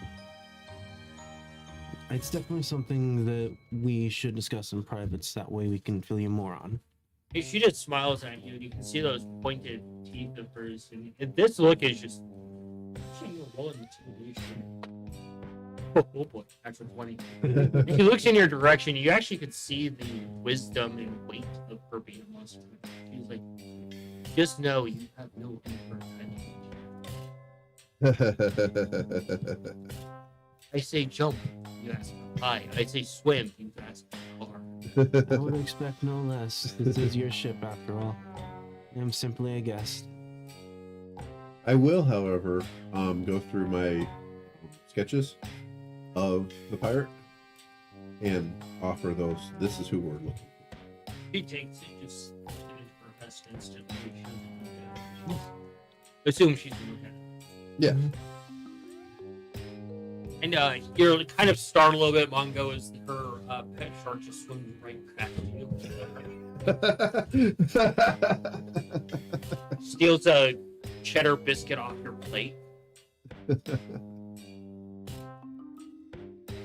We're sorry that Feisty isn't able to join us right now. She is still recovering. He was very badly injured. You'll get her a cat bag ticket. She would love this fish. Yes, she would. Yeah, there's also the big giant, like, it's like a big giant communal bowl of jambalaya, essentially. You can just reach out, grab a giant spoonful, put it in the bowl. Please, do you happen to have any interesting stories about your travels at sea? Plenty. Any interesting ones that you think are noteworthy of sharing? Well, she did say we're headed to the Sea Elves, the city of the Sea Elves. Perhaps we can get some information about them. Yeah. The sea elves? Those that dwell at the bottom of the ocean? Sorry. Huh? I just leaned against the table. I got up real quick. Yeah, I'm actually surprised some of that water hasn't fallen out yet. That's the sound of the table. She just looks at you and she's like, the sea elves are a wondrous bunch, but they're also some of the most disconnected. They are much like the pure magic. They prefer to not mingle with communities too for the privacy. You have to earn entry into their lands. All of the ocean is the land. To enter their actual cities, you have to earn that. Me and my people have. Oh. How long will we be staying there?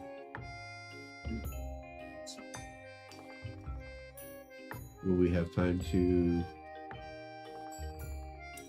go into the city and see something wondrous that they have there?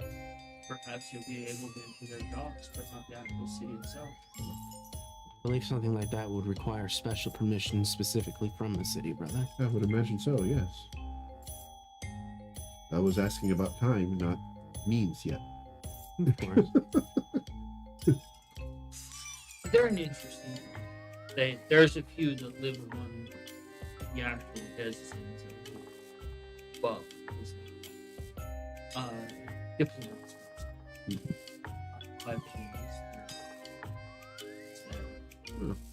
But they even are alienated because they don't believe in the path that others think different. What exactly is the difference? Well, believe in the forest and such secrets of the ocean. Oh yes. It's still what would be called a Belief in one's realm of nature, right? The sea elves are a spiritual bunch that believe that the soul of anyone equals significant. Interesting. That we all have fathoms within us, essentially, the memories that make us up are the fish within the ocean. Interesting. Sounds about big as marine-based metaphors. Got it. Sounds just as like I'm not good with words sometimes. It sounds just like as spiritual as the other elves, just with the sea instead of the forest or the above ground. But why would they be necessarily at odds? Those elves on the land tend to take from the ocean. Every Where- culture has their own unique ways, brother. All of the food presented before you, while it is from the ocean, it is fresh. Each catch was greeted with a prayer to the ocean. Thank you. Oh, interesting. Well, will the elves do that on the land? Hey, city elves first. High elves believe that it is the bounty of the earth to give to them. They don't have to give things to them. It is the same way as how druids believe you shouldn't take from the land or your circle without asking first. It's a respect thing. Just as how many different cultures have their own beliefs and religions, the ones of the sea have their own, as those of the land. It's best we probably respect their wishes, especially if we are to be in their good graces. Again, I'm just trying to get to the root of what seemed to be an implication of somewhat of a conflict between the two, not on how to get around their instructions, their scav. Just trying to understand the difference. The difference is that the ones of the sea seem to have a belief in a deity that's connected to the sea, and those of the land just don't have the same connection. Differing views. So, as you guys are talking about this metaphor, someone comes and sits at the table at the missing seat, of course, and they sit down and, Cayenne, do a nature for me. Ugh. That's a 1. Oh, Oh, no. jeez. You're so flabbergasted about what you're currently seeing at the moment that you actually knock over your jambalaya and it goes across the table and just spills all over your lap. Aw. Oh, how hot is it? Oh, it's hot. Oh. And you instantly start panicking, and what you're staring at sitting next to you with your arm's distance, and you're picking up on all the flower smell, is a very beautiful dryad.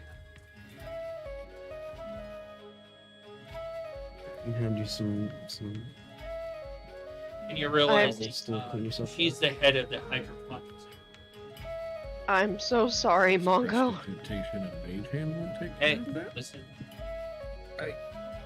As I'm cleaning up mage hand prestigitation. Yeah, and you're looking across at this dryad sitting there, and she's like, she looks over at you and she's like,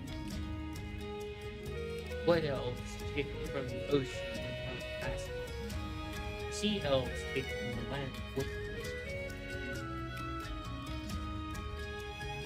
That's the big device. Okay. Thank you. And it's like she has very beautiful Indian features. Her hair comes up into essentially what looks like a bouquet of roses. And then she's got long pointed ears with things dangling from her. Almost like looking at a more ascended audience. Very beautiful. Dryad. They're What fairy, right? question is the dryad? Do they have more nature type skin like bark, or are they more humanoid? It looks more like layered flower petals. That's pretty cool. So are those fae or elementals? Hey, Okay. Dryads What are do fae. I know about dryads then?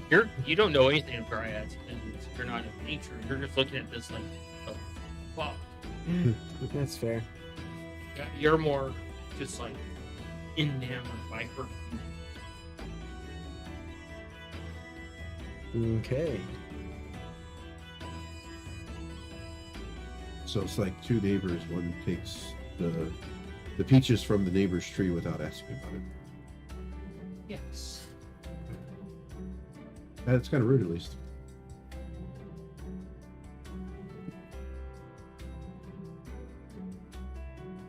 And you're considering right.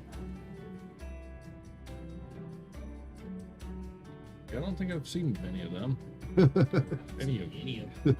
The only one that's actually encountered a dryad is Diane. Mm-hmm. And now she's sitting next to it. No, we've encountered one before, but it was in the mushroom forest and it was overgrown with mushrooms. We had to kill it. She looks over at you, and it's just this look that can murder. It was more ending one's suffering than murder. Oh no, that was out of character. Oh, you could have specified that before you said something. Yeah, sorry, no, that was out of character. We've encountered one before, but it was corrupted with mushrooms. So it kind of sounds like something Scab would say. Yeah. I don't fucking care about the fact that there's a dryad sitting here and just laid out that we murdered one. You know, it's all right. No, We ended it I would, however, it's like, let's see. I don't think I've ever seen a dryad like in person that was going about. Huh. Only time we've ever encountered one was unfortunately corrupted by a dark deity. Of course. Which that deity has been dealt with. Its temple ransacked, its champion taken care of. Brother, it was way more than ransacked. We did destroy it. Loaded up. Reduced to rubble. All thanks to Diane's friend Fuse. Yes. An unfortunate sacrifice, but a most noble one indeed.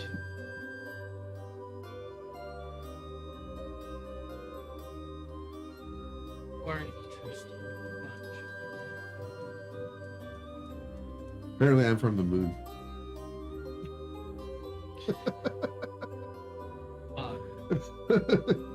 He is odd, but he's still our brother. Correction, your lineage comes from the moon, you live on the land. So you are from the land.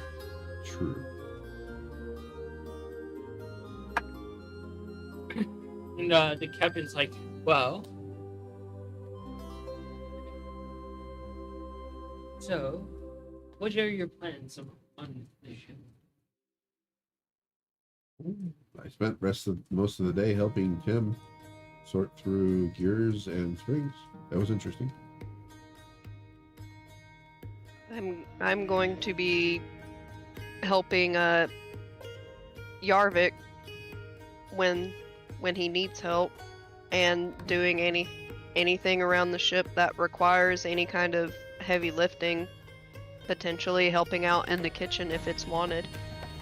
The goblins both, the goblin and the kobold, yes, perfect sous chef forever.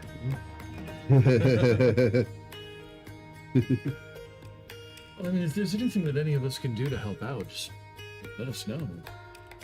Captain's, I would definitely keep that in this. For sure. I mean, I'm happy to help out Tim and her crew. That said, I'd rather learn than just toil in building in mundane tasks.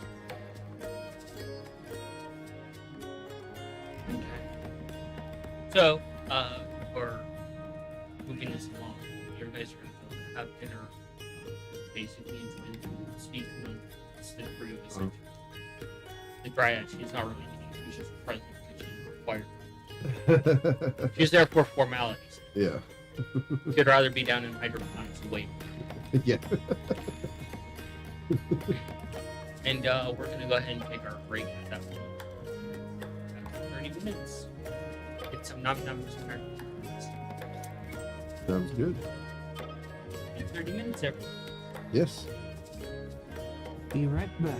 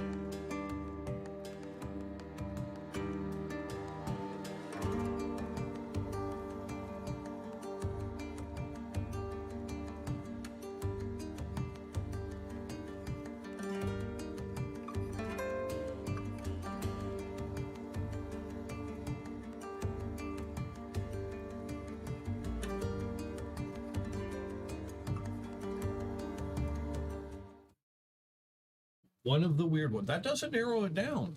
Look, there's some weird fish. Hey. Sea life is hey. fucking strange. Sea life is strange. Hello, everybody, and we're back to the strange world of Mongo eating in slow motion. The awkward crunching over there. How slow can you eat Mongo? Savor that taste. Let it become moist in your mouth. I think you just made it weird for him. That's easy for me to do. Dude, I'm not eating Zarg nuts. I can't eat them that slow. Just imagine some of that fish goop you put in Mongo's mouth. No. All right. We're back. We're jumping into the other half of the session for the night. And the party is having a meeting with Priscilla following the dinner in her private quarters. Not the actual bridge, but the private quarters.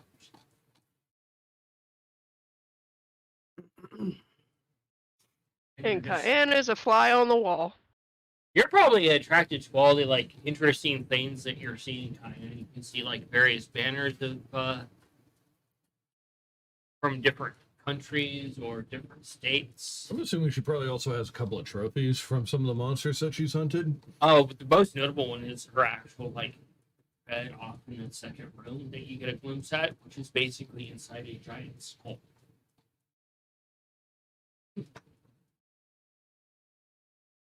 You all right there, Tom? She's a monster hunter. Probably some small kaiju. And you see all the various like weapons, and you see her desk strewn with like various notes and other things. No, because I'm pretty sure Mongo's just going to wind up walking in and seeing something, and his only reaction is, I'm sorry, what the hell is that? Is that what you say? Because I'm assuming he's going to get distracted by something kind of... Do an investigation. Dude, you're literally giving me ammunition to be weird. Fuck, I rolled a 1. It's just straight up cat ass staring right at me. You see Mongo walk over. Both sides of the session with a cat ass. You walk over to one of the shelves and you're kind of looking at it, Oh no. and you see this thing floating in water. You can see the water moving around it, and like it's like a floating eyeball, and it has various pupils that are moving around. And you see the goo on the outer part of the eye just kind of forming like tentacles, and it sticks to the glass and it starts moving closer to you. And you're suddenly hypnotized by it, and you're just sitting there, your arms hanging at your side as you make a wisdom save at disadvantage. Oh fuck. Like one of your worst ones, isn't it? No, actually, it's one of my better ones. No, strength is my worst one. Not as bad as Nikolai's. That is probably accurate. Fucking hell. 12. If it helps, I have proficiency. Nope, go fuck yourself. Yeah, that's what I thought. You start panting a little bit as you're pulled away from this room. Everything just kind of becomes far away sounding, and you're just instantly watching at various timelines as you fail to save each of your family members in various combat situations. And you're just suddenly falling into this loop quicker and quicker of watching your family members die over and over and over again in various horrible ways. Oh, got it. So Tuesday. And eventually you guys hear Mongo screaming. Look at him, see what's happening. Mongo, what are you doing? And he's not responding. You just see this eyeball moving, and it's moving its pupils in a hypnotic pattern, and he's staring at it, just screaming. What is that thing? She comes over and Priscilla grabs him and pulls him away, and it's something you're just snapped back to where you're currently at. Don't stare at that.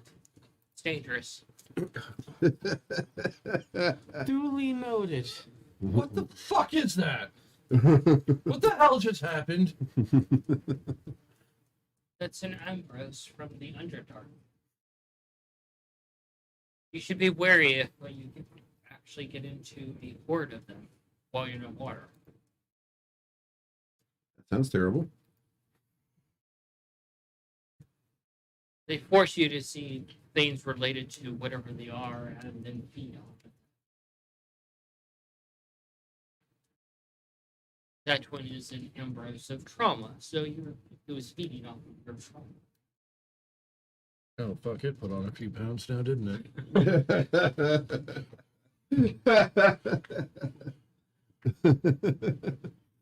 Tom's like, great, now I'm gonna have new nightmares. The only question is, are they with or without feathers? No, they make doll noises. And they have feathers. Oh,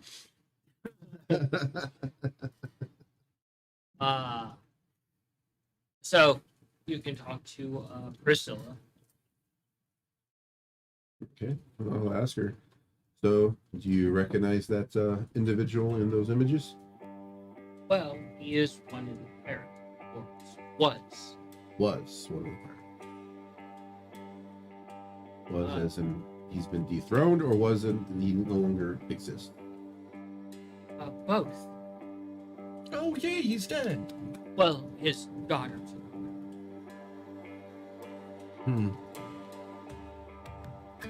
Something tells me we're going to need to make a slight amendment to that list. Is Well, she as bad as him, or According to the lore, she drunk. Not her father drunk. Hiding to the front of a cannon and blew it through. Oh, that's a good idea. And then proceeded to feed what was left of him while he was still alive. Dragging the corpse behind the ship. Lovely. Don't suppose you know if she's as bad as he was. She enjoys playing children. Her heart hits her. Sounds about just as bad, if not worse. Okay, well, she'll do. Well, We accept your tribute. Is this pirate is associated with someone that we're hunting? someone very dangerous. Ah. What exactly has Prim shared with you about us? Bunch of naughty, snot-nosed fools need a boat ride and are willing to pay for it. That's fair. That's not the most flattering, but not exactly inaccurate. Be wary, they can be rather tedious and annoying. Except for Cayenne, where they're specifically stealing.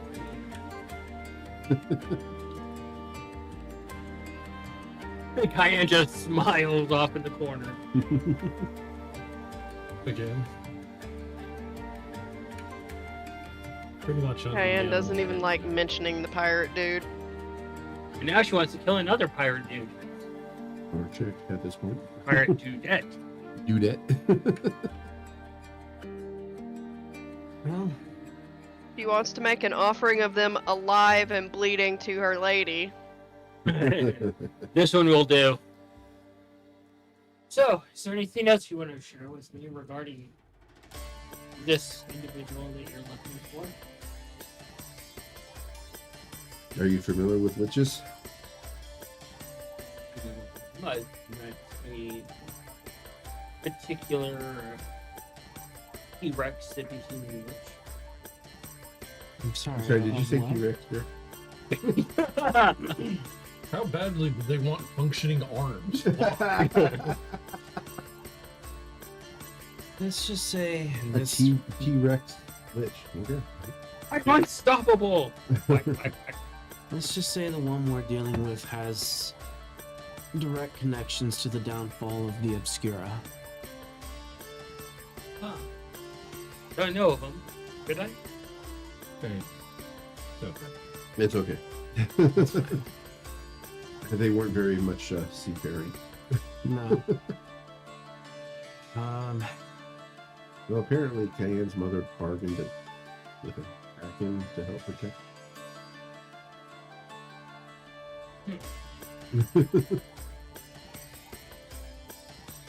I don't know that story completely there, sister.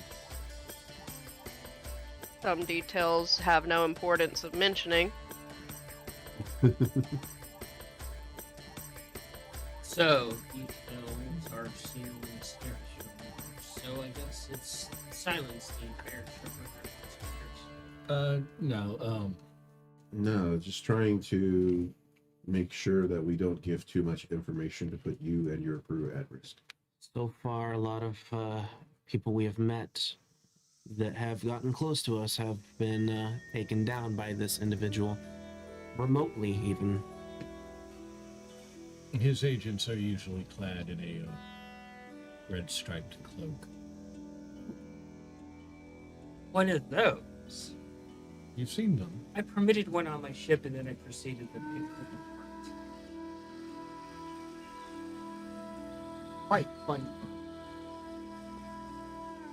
I knew I was going to like They didn't. you. You wouldn't happen to still have that cloak, would you? It's in the bottom of the ocean somewhere. Fair enough. That's fair. Perhaps it's for the best. That's still so. If she had the cloak, we could get some information from her. They wanted You- to say Yeah, but passage. Sure. Then I proceeded to kill them because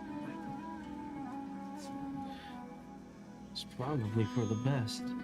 Oh no, I'm pretty sure you're doing this all about a favor, getting rid of them. But where did you pick them up, and where were they going, if you don't mind me asking? I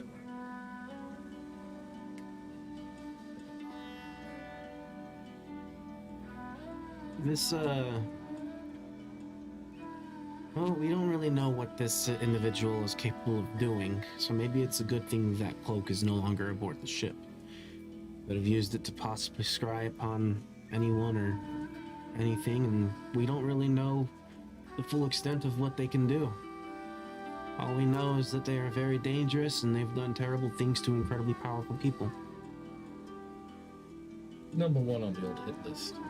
Long story short. Hi, Anne. You have anything to add to this? The only thing that I remember we were even setting out to do is find the piece of shit pirate that we're wanting to get rid of from things we've seen. Because the other matter, as stated, it's anyone who gets close to us or even knows of us ends up either getting brutally tortured and or unalived. Interesting. Needless to say, it's the only reason why we're kind of careful of what we speak of about this. We don't want to put you or your crew in danger. Although, I have a feeling that that wouldn't be a problem, considering the nature of what you are capable of. Hunting large monsters is.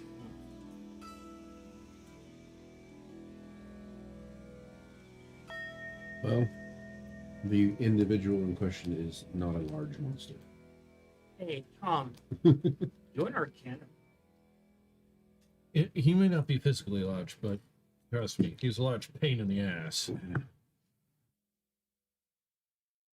Forgot what Mongo's Just like. meaning to imply that large monsters and small monsters are not necessarily the same. Right. 23. 3.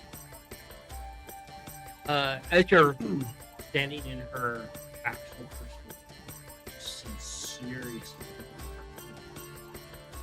being thrown around here from what you dealt with and to now in her chamber. There's something serious at play for the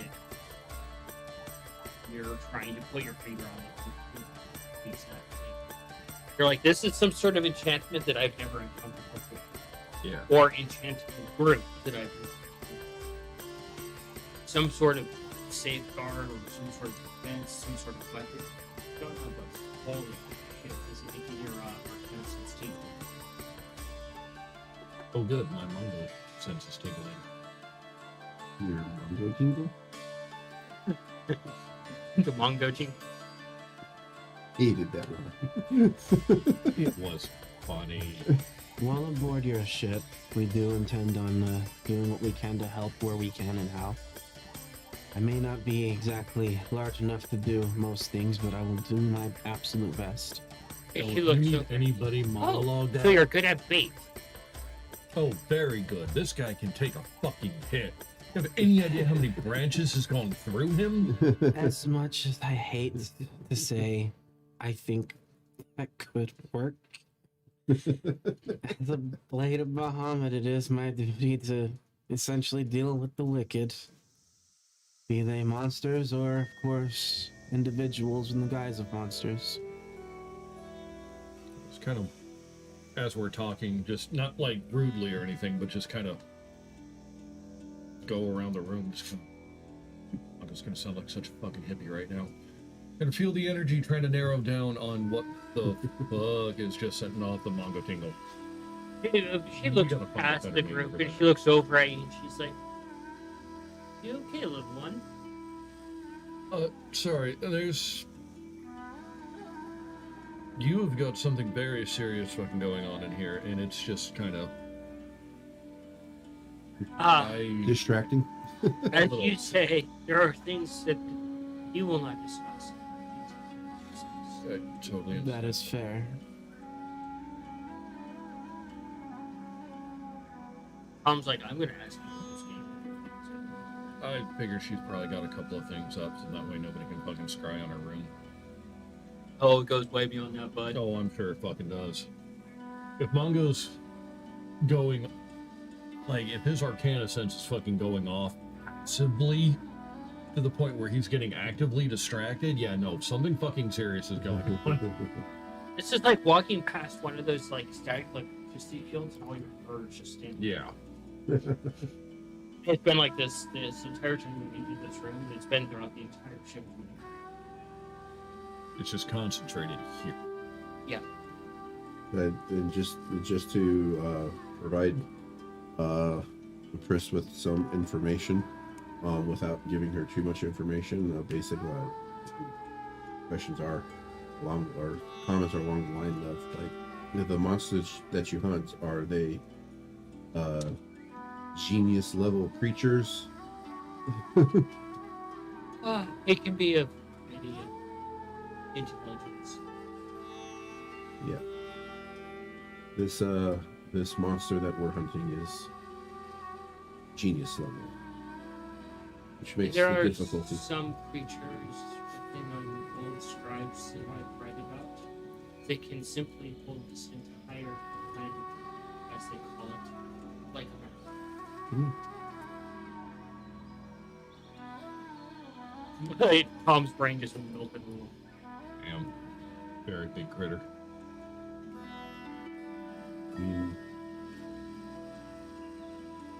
If anything that we could share with you, you feel would help you, having had an association with us, sure that we can come to consensus as a group of what information to share. But I don't know how to stress that our silence is merely out of fear for you and your crew's well-being.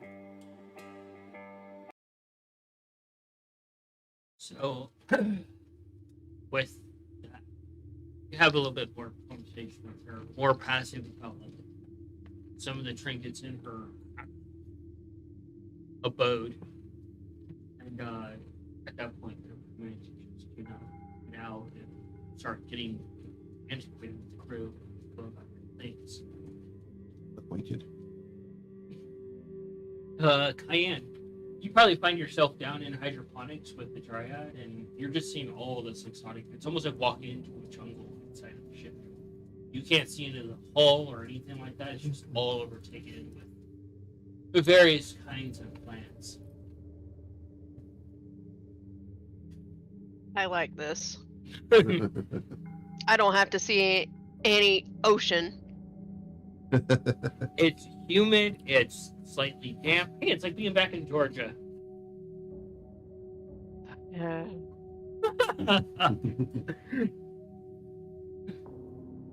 I do not miss that humidity at all. I don't miss what it did to my allergies. You know, funnily enough, I actually kind of preferred the humid heat over the dry heat. I didn't Dude. like it. Yeah, It hurt my person. I ears so much. hate it. I absolutely hate it, and all of the pollen that goes along with it. Everything I do hurt. not do humidity, dude. No. So, yeah, you find yourself down there with the Dryad, and you can talk to her a little bit if you want.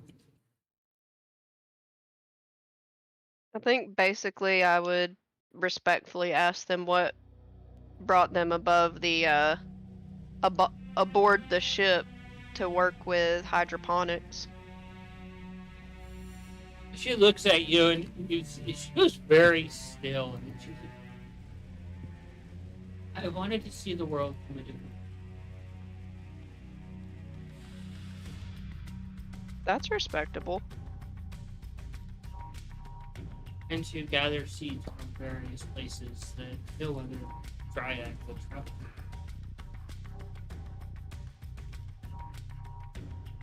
What first interested you in traveling? Oh, talking fish. Talking fish? Yes, a while ago. I was simply having a drink of water, the ocean, and a fish approached me and asked. Carried on a conversation, and now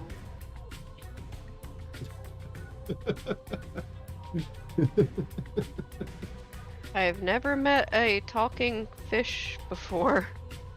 well, if you have to say, well, you happen to be by the ocean. Perhaps as per Gregory Von Travis, Zuccaniola, Diniola, Sky, Swimmy Swim, Upstream, the fourth.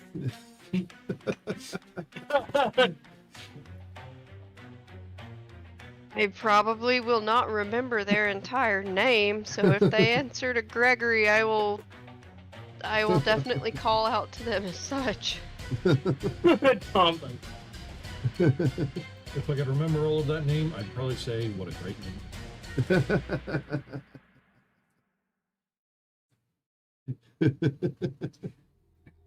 that is how I came to be here. I'm sure you had reasons to be here. No. More of the monster eliminating type of business. Huh. If I'm As most adventurers say. if I'm being realistic, I would prefer not to be aboard a ship, as I prefer my hooves to stay on land and not move from such. Just as my mother and my father.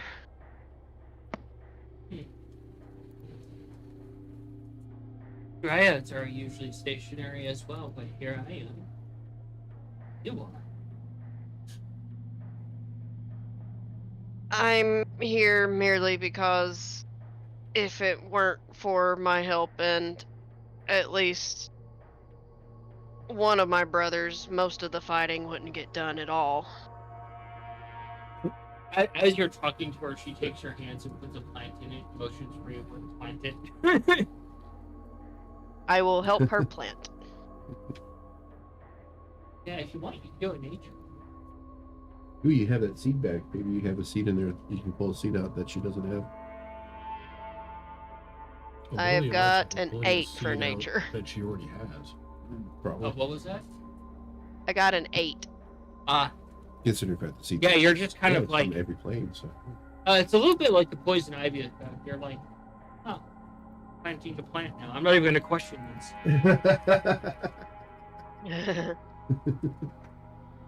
I'm actually going to see if I can pull out a seed that maybe she hasn't seen before. All right, you are pulling the seed.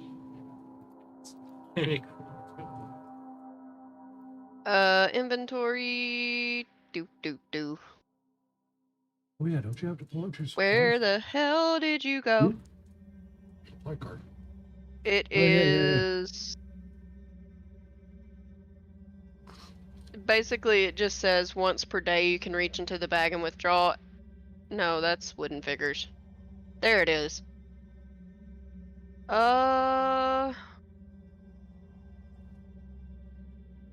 It's not really any kind of mechanics to it. You just kind of reach in and pull out like a random seed. Alright, let's grab the D100. It could be from any one of the planes, I think you said. It says 10. It says the bag is infused with druid magic to produce 10 random seeds a month that are pulled from across the plains. Alright, let's roll the D100. So we get And Does that so make my far I've clothes only nervous? withdrawn 2 seeds from it in total. What? You reach in and you pull out a seed.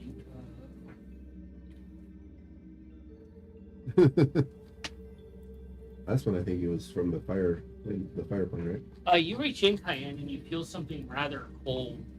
Right? You pull it out, and the space around the seed actually grows darker, and you realize it's just glowing almost like a little star in your fingers. Almost like Huh. you reached up into the sky and plucked one of the stars, and you're now holding it as a seed. Did I pull an astral seed? Do a nature. Would that be an astrology? I am not rolling good at all. That was another 8. Change your dice.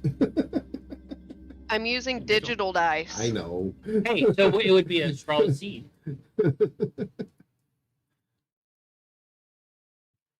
I'm going to present the seed to the dryad as a token of good faith.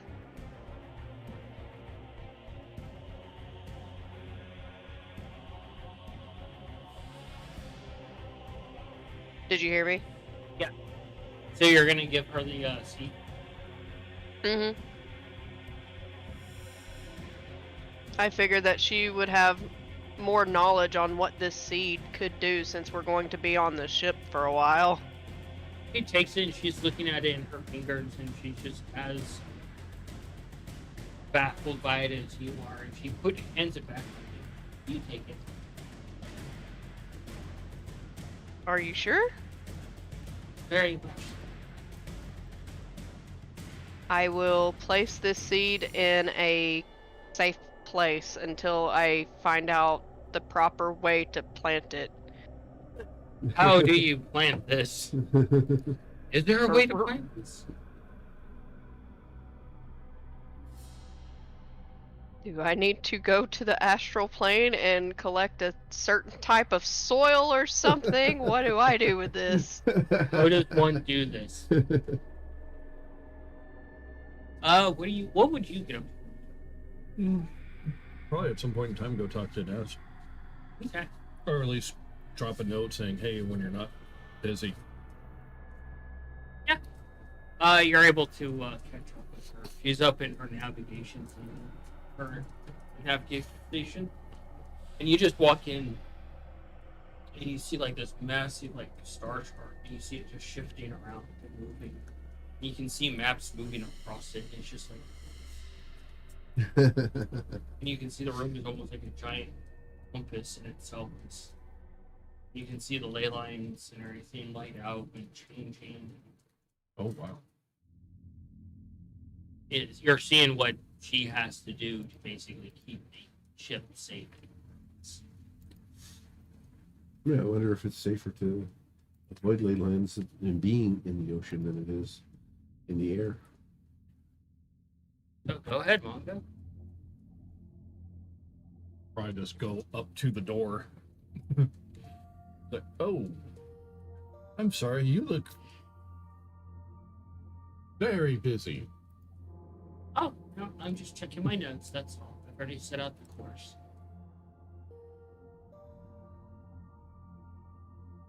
I'm sorry, I've never seen anybody have to chart a course like this before. Oh, every Well,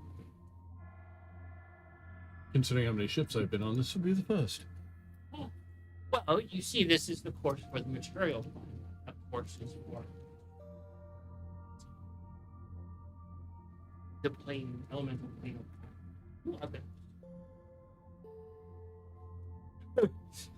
Wait, the ship can also travel through other planes. Yes, we just have to take a gate. Oh.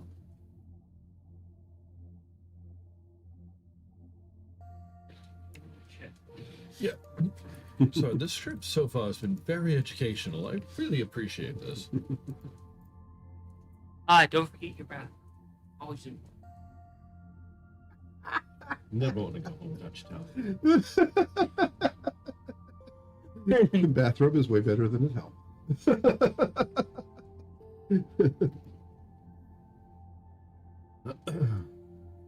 No, I Works as just a towel, and it works as clothing. yeah. That's what was a towel. Oh, yeah, that's not bathrobe. A lot more clothing. Heard you're the resident spellcaster as well. Oh, yeah, I'm a sorceress. I was raised by a wizard. Oh. I'm trying to learn how to be one of them.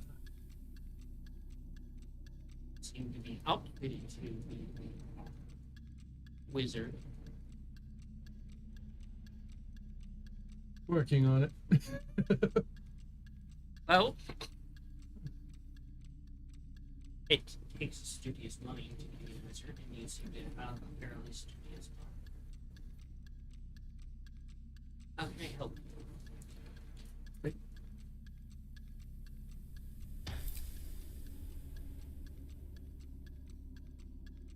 That must be the time to fucking start asking questions.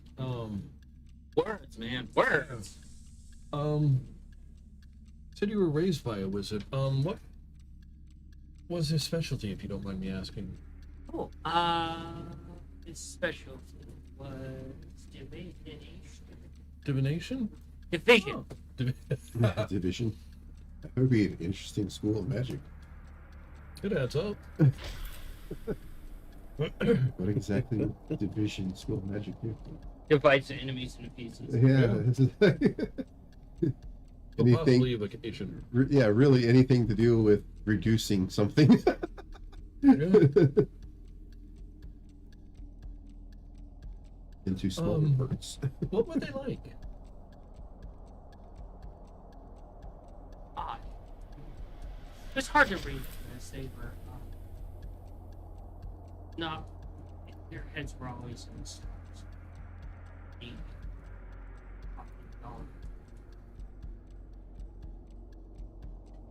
So Filatar raised by That's that's a interesting. wizard. That's a wizard. That's you're getting hung up. Is this like the fucking moving houses? Like seriously, does that even track the top 10 of weird shit in the campaign? Really?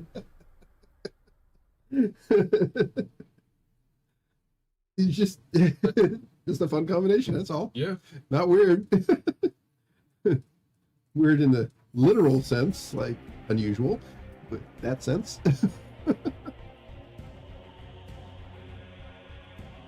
You just saw a movie with a dog with telekinetic powers. Yes, that is true. Great. Yeah. I don't think I've heard of them before. Well, it's not really prolific. Their name is Good Boy. Accurate, no doubt.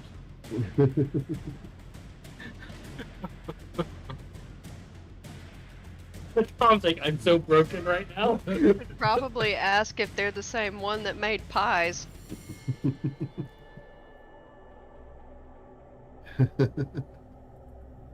Remember that. Morella.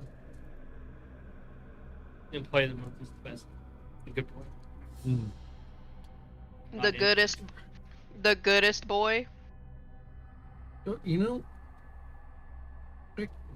maybe I have heard of them. There was this one sign in one of the taverns that we came across about how there was pies brought by the goodest boy. Oh, they didn't like not one. Probably different. Ah, okay. Wait, why did they not like pies? Too many bad ones. Spoiled the bunch. Fair enough. That's fair. Were there any spells that they were more partial to using than others?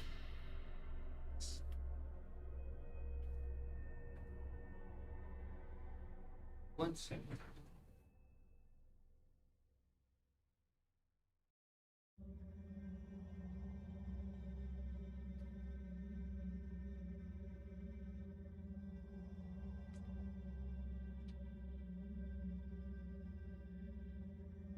Actually, this actually plays right into something that I'm planning on doing later. So Okay. This is very good information.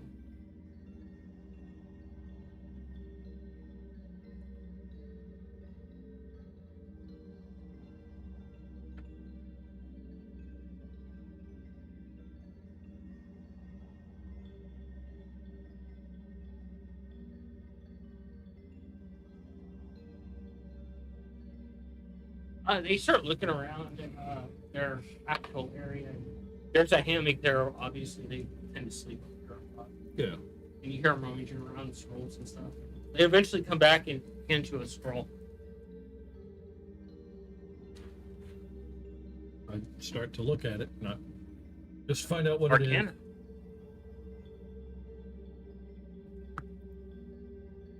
Fuck, 11.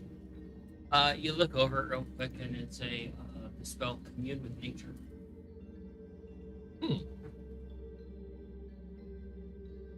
They're like, take it. I have no use for it. Things come naturally. And she does the wiggle finger thing. And then the wiggle fingers form.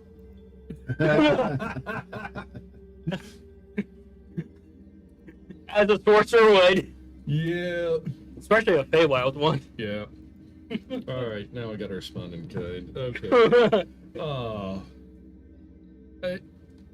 So I've come across a couple of sorcerers in my time, and it's always, I'm not gonna lie, I've always been a little jealous. I've had to work my ass off in order to do the same thing, and Performance. one to like cross. Performance.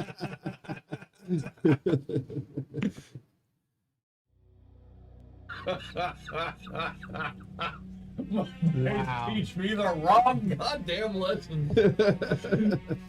Natural 20.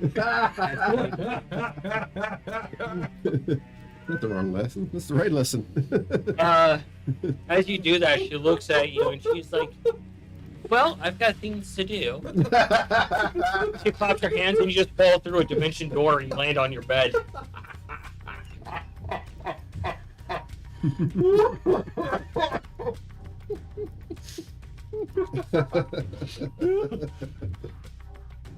In my defense, somebody gives you a magic middle finger, what the fuck else you supposed to do? True. Yeah, that's fair. There is no ill intent there. It's just there's a smile on my face, so she knows I wasn't trying to be rude, hopefully. So you do get a news for Yeah, I'll start going over that since I'm now comfy in bed. and you realize there's another spell written on the backside. Oh fuck. Arcana.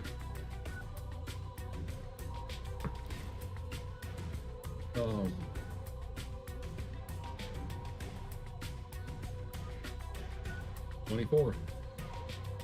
Speak with animals. Oh, Nice.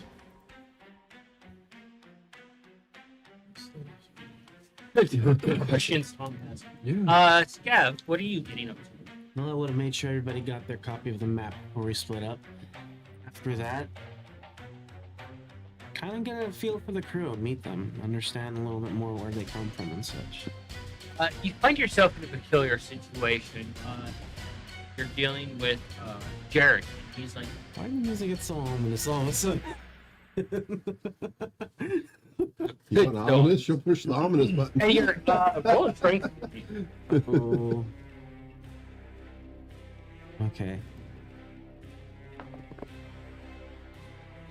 18. 18. You're standing there and you slide back a little bit as you're holding on to a metal shield. Oh wait, was it a check or a save? Okay, then yeah, 18. And as Jarek brings his full axe down on top of it, he's like, very good. Okay. And you've been practicing with him, and this axe has taken several hits already. You can already start seeing it bow from how many times he's hit it. Okay. He's like, all right, I'm gonna wind this one up. Just brace yourself. If you can take a good hit, you're a good fighter. Do I have? Would I carry my shield with me? He gave you a shield. Then I'm gonna brace. Great. Okay, natural 20. Oh, to a natural 20. Well, another d20.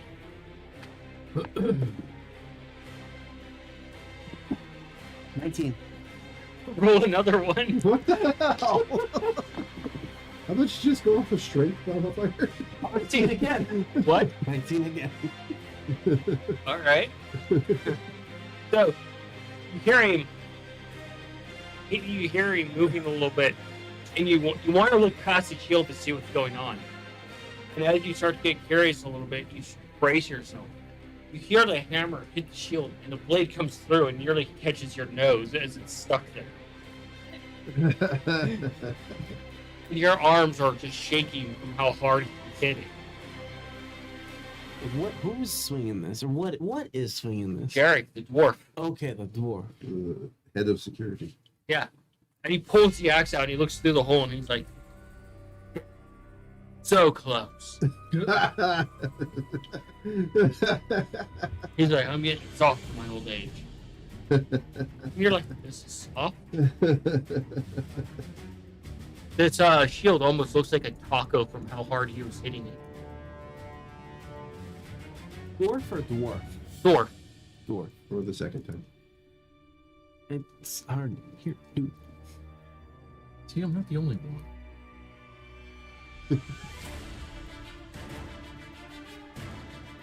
Jarek, dwarf chief of security.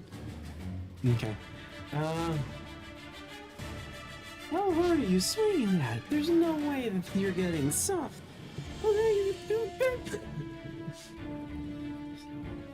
That's impressive. It's a steel shield, too, with the proper banding reinforcement. Fuck it, though.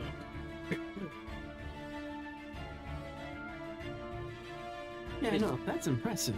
He's like, I'll try. There is a really interesting thing that I have. You might actually. Your arms actually hurt. Oh, so my arms are like numb with pain. Yeah. I have something I think you might actually enjoy as a training partner, but I will say it could be very dangerous. And he just smiles.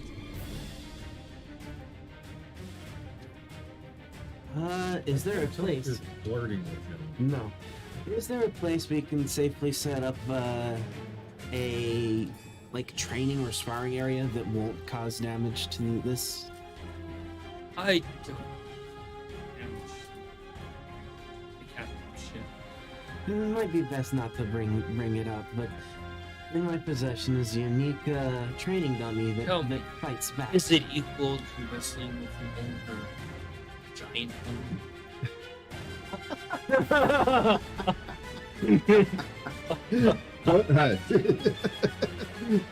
Tom got it. Nate got it. Bear got it. I must have missed it. And the uncomfortableness has returned.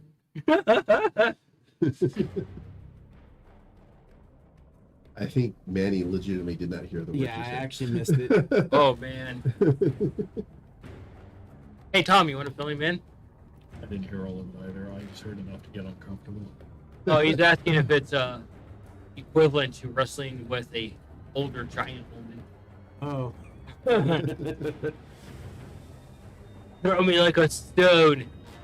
Snoo snoo. Well, it'll definitely toss you around for sure. In my possession is a unique enchanted training dummy that if you give it something, it will proceed to do everything it can to beat the ever-living crap out of you with it.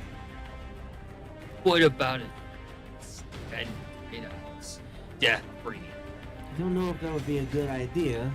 This Tommy almost killed my brother and I, and all we did was give it a stick. Yeah, you're just talking dirty to him. See, he agrees. Hard a cat. Perhaps if there's an area we can safely have it tested, you might actually have a lot of fun with it. Out on the ship, man. Not on the ship, though. No. Nikolai, what do you get up to? Well, at this point, how many days have we been on the ship? About 4. About 4 4. days. Okay. So that second day, Take working note with of Tim, that. I would have brought up my deck of cards and asked about perhaps a safe place to use it because of certain things that have happened. Like for instance, that immovable rock. Like, is there a safe place that I can use this because of those various things? Probably the next location is probably Okay. So not on the ship. not on the ship. Okay, that's perfectly fine. Another thing Nikolai would be doing is he would be the assignments that he's being given by him by at least the second or third day. He would hope to have done so extremely well in them that he could venture asking for some tutelage from him instead of just remedial tasks. He's hoping that's what these tasks are, is to weigh his metal and abilities in engineering. If that's not what they were just things that needed to get done, that's fine. But he would ask for the opportunity to be able to spend time with him to learn instead of just doing remedial tasks. Tim just gives you one simple answer. She's like, maybe. And then sends you back to work. Do everything I can to excel at this task, whatever it is. It's such mundane task that you're just like, oh my god. Take all these rods, arrange them in this order, then rearrange them in this order. Doing everything I can to make Build the gizmo to do it for you. sure. Build a gizmo to do it for me. What is your purpose? To get the butter. Oh no. Yeah, true. I'd actually weigh the situation. Actually, okay, can I build a gizmo that will do this task in less time than it would take to do the task? Disappointed in you. Would like to have that opportunity to think that over. Have that opportunity to think it over. All right, does that give me a roll? No, you can just think it over.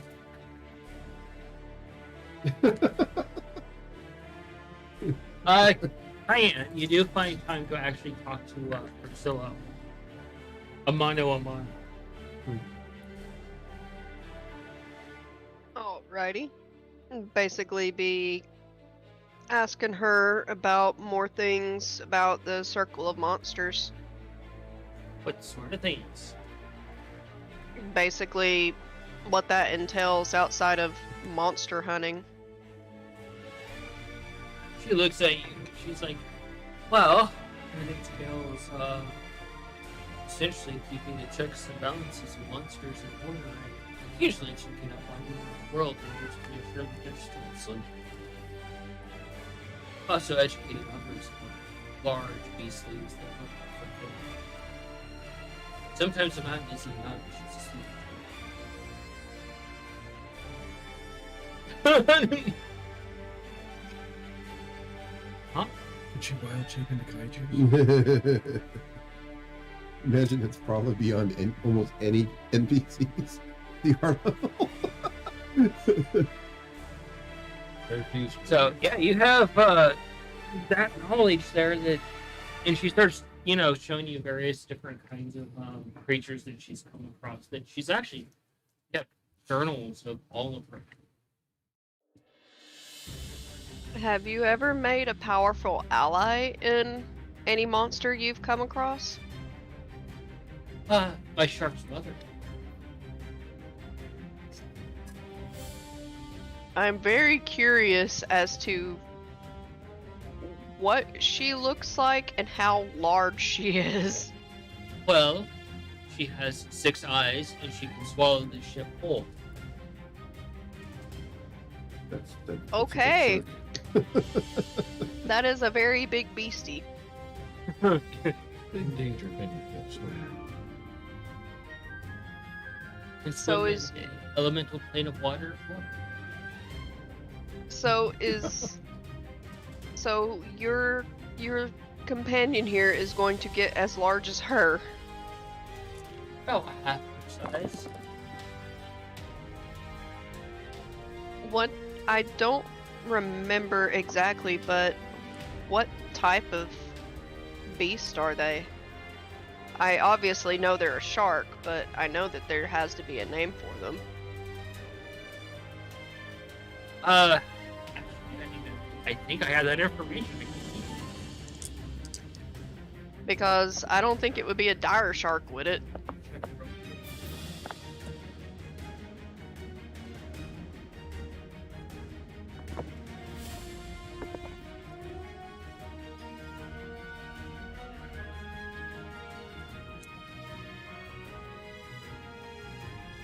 Now, if they opened up their own laundromat, would they be a dryer shark?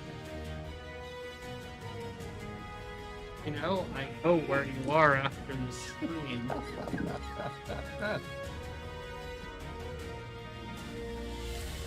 Alright. You ready for this one? I'm ready. They're in a syllabus. A syllabus.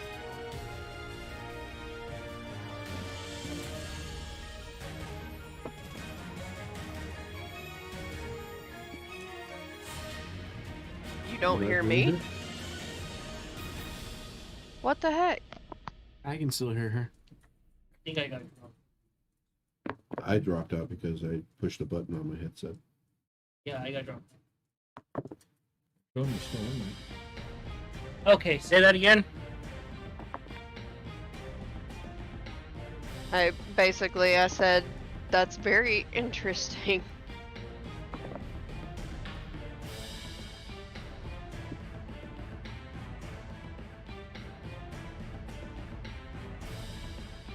There you go. What There's did- the actual typing out of it, more or less.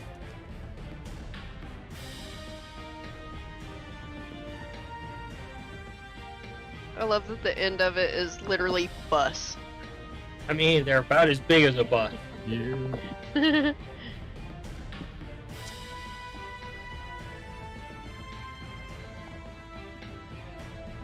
Honestly, I would love to meet your companion's mother at some point, but at the same time, I'm terrified. If you don't show her any aggression, she's actually having I would have no reason to show her any aggression.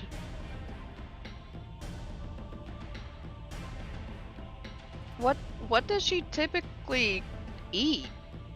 Oh, things her size. The elemental plane of water is full of giant beasts. Other creatures. Whales larger than her. Sharks and fish that can take up an entire sea. That's a bit terrifying to think of. It's a big damn guppy. That We're gonna makes need a it, bigger that boat. makes an aboleth look like a minnow in comparison. Oh, there's giant ones over there. Those there too. Salsa shark. What? I was actually able to summon an aboleth once as a one-off occurrence and was able to get a ride from them across water. And you didn't suffer any ill omens of their abilities. No, not that any of my party was aware of. I have this neat little bag I was given by another druid that has wooden figures where I can summon random creatures. He just smiles at this. And it is funny that you do mention Krakens because I have been told that apparently my mother was able to make a deal with one to protect our homeland. That's interesting. I don't know how she was able to do this. Well, most people don't know. If you talk very sternly to a Kraken with proper etiquette, they usually listen. I have heard that my mom was a very stern, very brash lady. I Take never care got of to in your meet voice her. as well.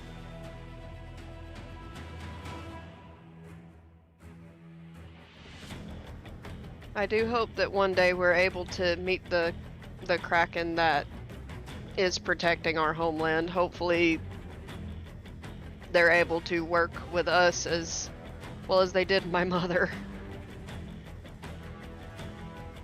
Perhaps. They are all creatures in their own right. Solitary usually. It's interesting that one would work with others.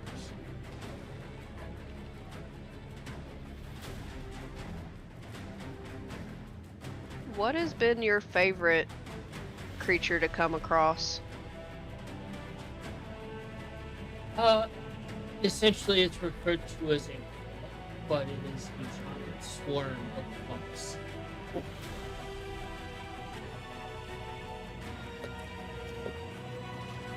Pretty great. I love that so much.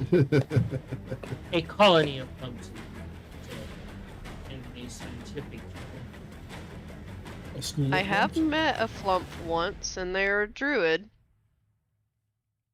Huh, that's adorable. There was also a flump that came up with this very soft and squishy treat called a marshmallow.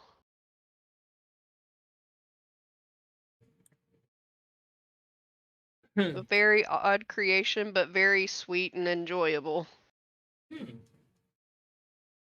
That's interesting. How are you getting along with the chefs? I notice you've been helping them quite a bit. I was kind of just pulled to help. Oh, They so are an interesting couple, I will say that. They were not rude to me, but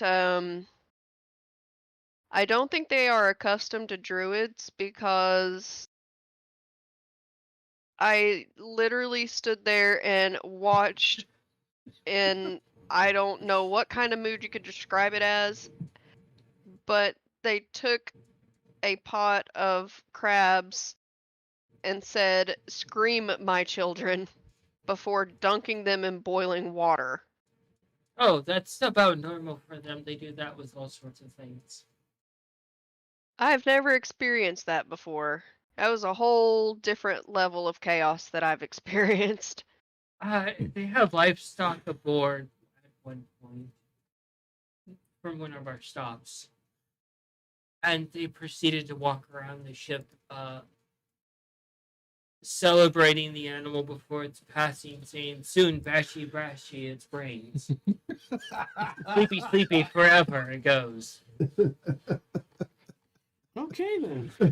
I mean, at least their life was celebrated before the end. It's the only thing I can hope for. And you've noticed this working with them throughout the last week or so that anything living, they do celebrate to a degree about what's going to happen to it, rather grim as it might be. They will be like, "You're going to be next on the menu," and it's like they're excited about it, and they're like, "Congratulations! Like this poor thing won a game show that they're going to be eating in the next couple of days." And the creature probably does not know at all. I'm oblivious. What's going to happen to me? Oh, I'm Like, this is That's fun, about man. as You're all as celebrating. chaos level as being in the lady of the forest's house who had sentient vegetables and foods that happily prepared themselves for us. That's wondrous. It was an interesting experience, to say the least. And I believe we were also gifted a chicken who plucked itself and prepared itself for us. Huh. I didn't I know how to feel guess- about that one. Well, that's one way to come home to roost.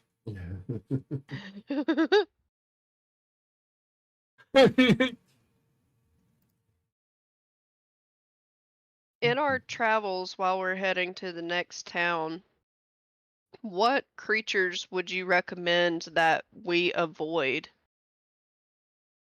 Anything that actually is bioluminescent, they usually are displaying that to hunt you. Noted. I will Look- definitely relay this to my siblings. Glowing, anything can be very dangerous. What kind of beast would you recommend being on their good side so hunting doesn't become an issue? Krakens, Fair point. also sirens.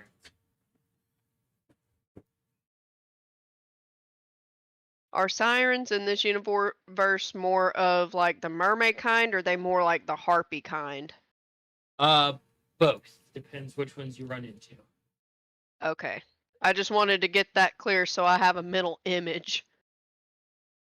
Yeah.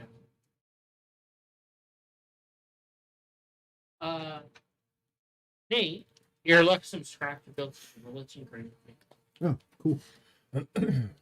So she looks at you and she's like, also the dryad that you met and you have also been working with, she doesn't really let people know, but she is also a druid of the grove. That is actually really awesome. I'm trying to learn as much as I can of the different circles because I know that I'm currently being tested. I've already passed one of my tests, and I don't even know if the test I'm currently taking has been passed or failed yet. Well, if But you I'll- ever have to take a test in my circle, I wish you luck. I thank you very much for that. I know my Uh, twin sister is supposed to be receiving her test when she's ready by the first archdruid that I took a test with and Hey, turned a halfling Yeah. into street pizza. don't Oh. do that. ooh, That was it was completely unintentional. Completely unfortunate- unintentional. Unfortunate side effect. Huh. Yes, wild magic is not something to be trifled with. No, it's Ever. not. I once saw a effect of wild magic. It was docked. Essentially, some wild magic had gotten a hold of another ship. A one that carries goods and such. A trade ship? Yes. Anything that was of non-organic material became organic, and anything that was organic became non.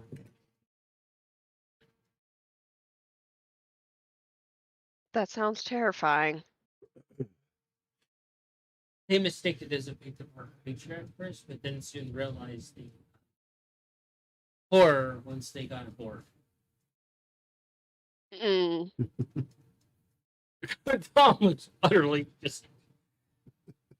No, I'm just saying, if like Nikolai was born, him getting turned inorganic, assuming he was still alive, of course, he'd probably be kind of okay with. It's like, sweet, I can easily upgrade myself.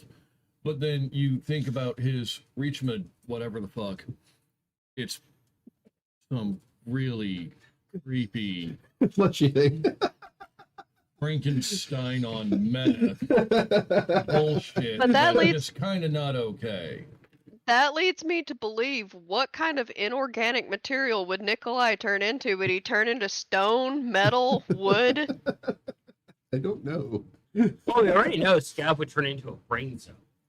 Or would he just turn into cheese because apparently the moon is made of cheese? Apparently, I could see him turning into basically that, whatever the moon rock.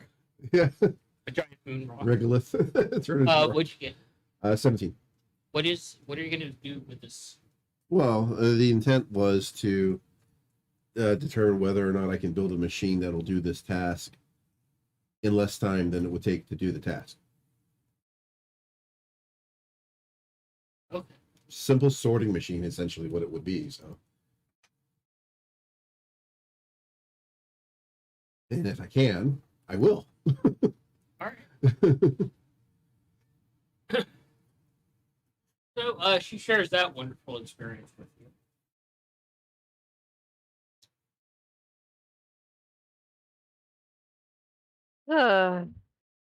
That's a terrifying thought to think of.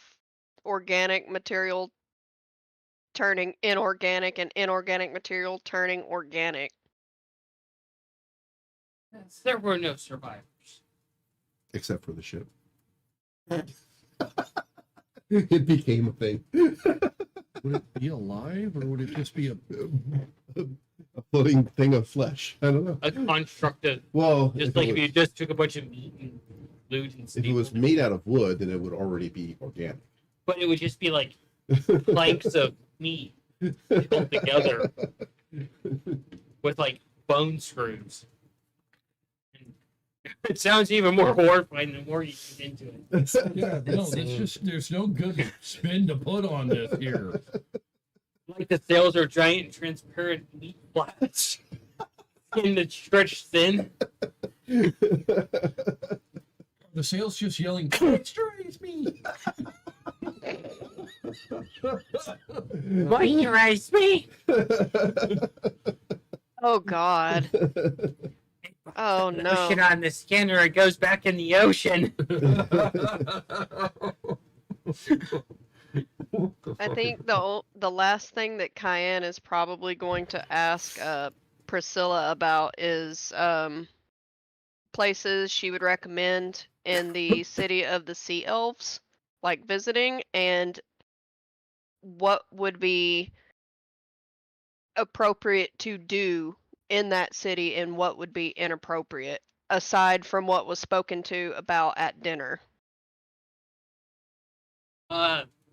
She gives you the advice to be highly receptive and respectful of their culture. Okay. Take their lead on things, and if you're uncomfortable with it, state that you're uncomfortable. Okay. But you're not to take the lead on anything because it's not your place to. So tread lightly and speak friend, not enemy, Yep. essentially. And if you have a subject that they don't know about, they're willing to listen and learn.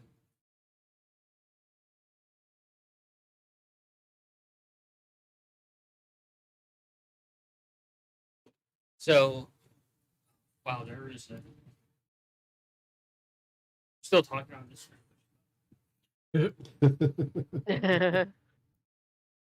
See. You do eventually head out, and I want you to make a will save.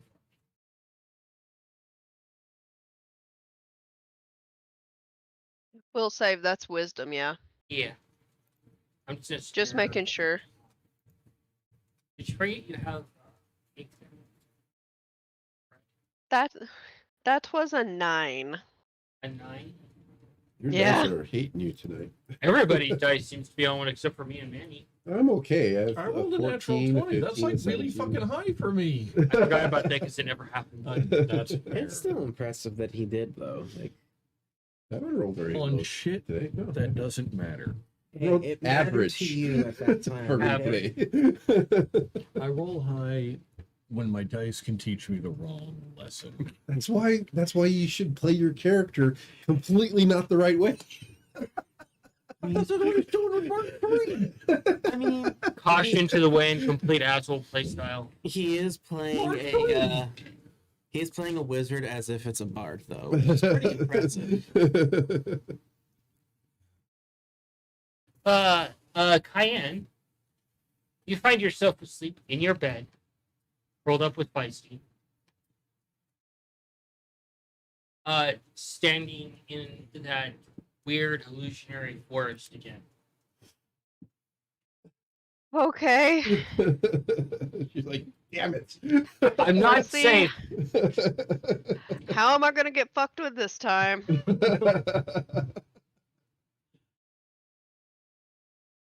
And I'm- there's paths before you. You see two different versions of you heading down the path.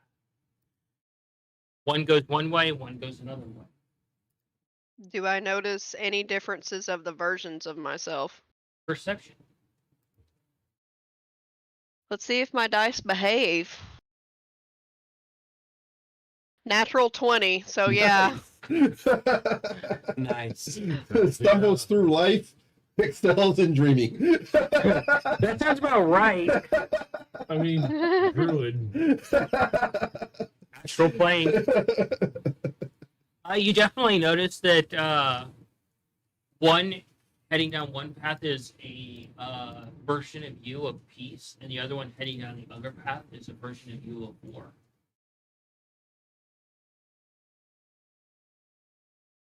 I'm going to be smart and follow the version of peace You're like, because fuck this. I don't want any instances of potentially attracting the vision of Strahd or Smiley from the Abyss or any kind of archfey or whatever.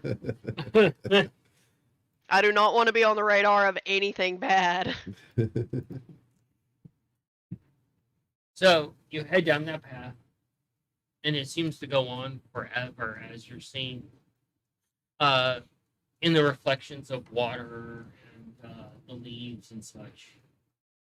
The good things you've done in life, those that you've helped, the good choices you've made, and possible future choices of good you've done as well.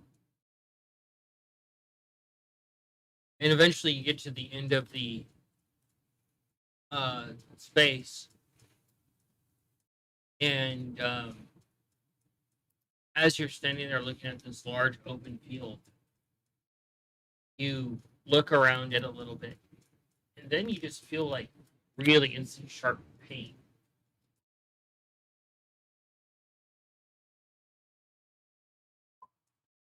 I'm going to be looking around to see if I have a source or if it's just there. The sharp pain almost seems to come from like within you, and you look down and you can see like your hands like rippling a little bit, and then like the skin actually tears along your palms, and you see two hands come out. They are trying to get free of your like the skin you're actually wearing. That's not creepy. Fuck, man. What kind of weird ass Evil Dead shit is going on? I'm just gonna continue to watch just to see what happens. Because I'm sure Not that the if I acid. flail around like a maniac, I'm just going to cause something else to happen. You let this continue on, and eventually this new version of you rips itself free and stumbles into the field, and you're looking back at the skin that's laying there frayed and torn apart, and it's just one of yourself of darkness. And then you turn around in the field and you see this very lanky, tall centaur looking down at you with a pure black shadow, except for its eyes glowing pure white. And as you start to observe it, its hand goes forward, stretching and possibly grabbing your forehead, and you instantly snap awake in your bed. Gonna reach out to touch Feisty and look around the room. Feisty moves a little bit, and you look around the room and you realize you're covered in blood. But in your hand, there's a another effigy, like the one that's currently hanging from you from the other arch druid.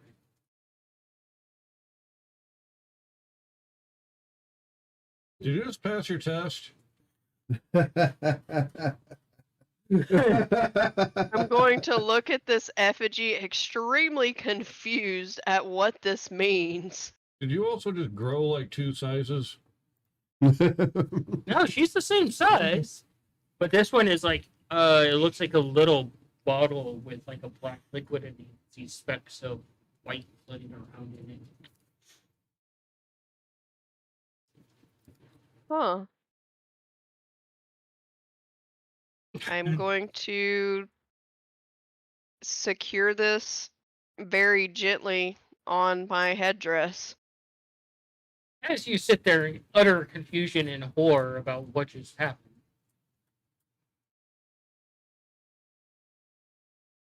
Yeah.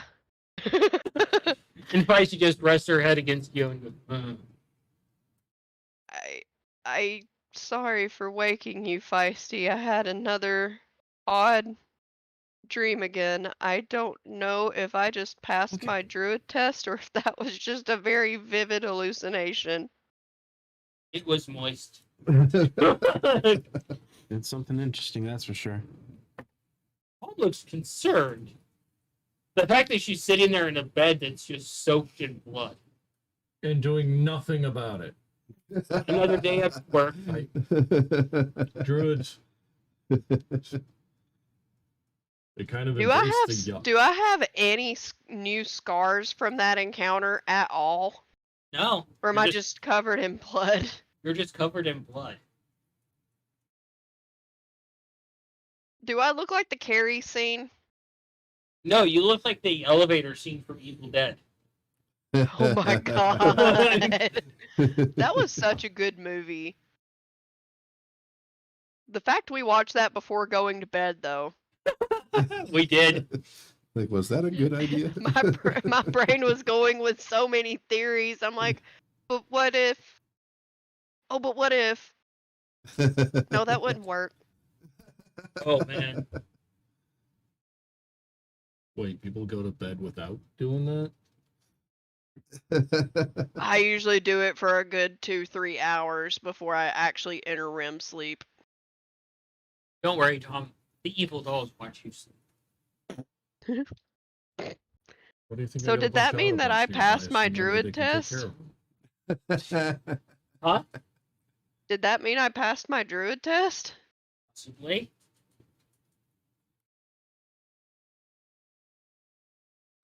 Cayenne's like, oh fuck! Why can't archdruids be normal? Why can't archdruids not traumatize dreams? Well, the archdruid for the kaiju circle is the daughter of the monsters. The daughter of monsters. Well, That sounds. I'm terrified to Terrifying. see think of what Godzilla they just look wearing like and how they like- talk. Weird, like, kind of like little skirt and like shitty wig. What? I'm just going to I'm just going to assume that they either look like Mothra, like a more messed up version of Mothra, or they look like a giant, just terrifying mantis of some sort. every male that approaches gets their head bitten off, and their corpse fucked. Damn. Hi, Mars. Him Oh, was shit. scrimming. Him was scrimming, so he gets to stay here for a little bit. So, Hmm. you build your sorting machine, and yeah, Put it to work. start sorting it out. Awesome.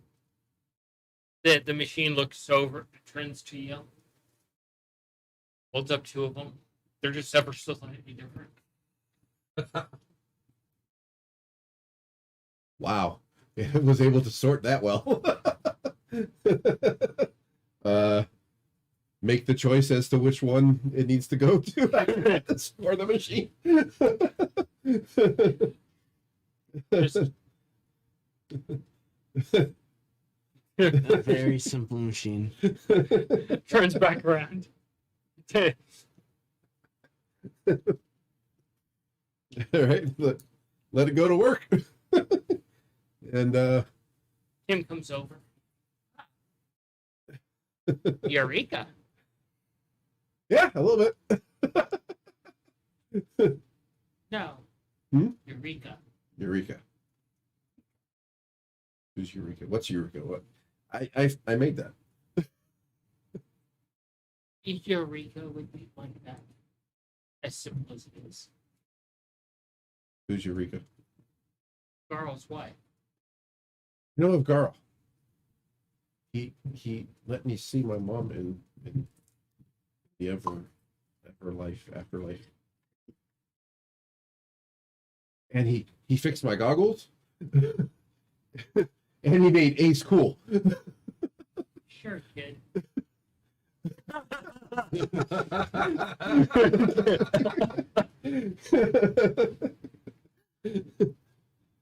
Garl's awesome. Just pats you on the head and goes back to work. Walks off, go back to work. That was insane. Is there another task I can do? Another machine I can build for you? The moon mouse needs to lay off the electric lettuce. Shock therapy to the nipple. I think he's been huffing just a little bit too much mechanical grease. Makes a tricycle, charges up, shocks the nipples. Oh no.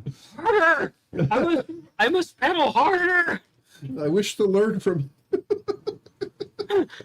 Please tell me. Teach me these things. Yeah, all around you are these fanciful things that you're like, what is going on? If she just walks away, I will study a machine that I don't know what it is to try to figure it out. You're just sitting there like, what are you doing, Mongo? It's been a few days. God, he hasn't helped out on the ship like fucking at all.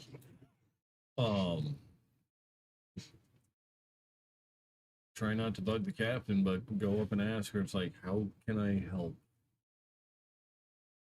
She looks at you and she's like, oh. I guess on the ship you don't actually have to. Everybody else is Also, isn't that beneath you being a wizard? A lot of wizards are like, why should I? Show me your library.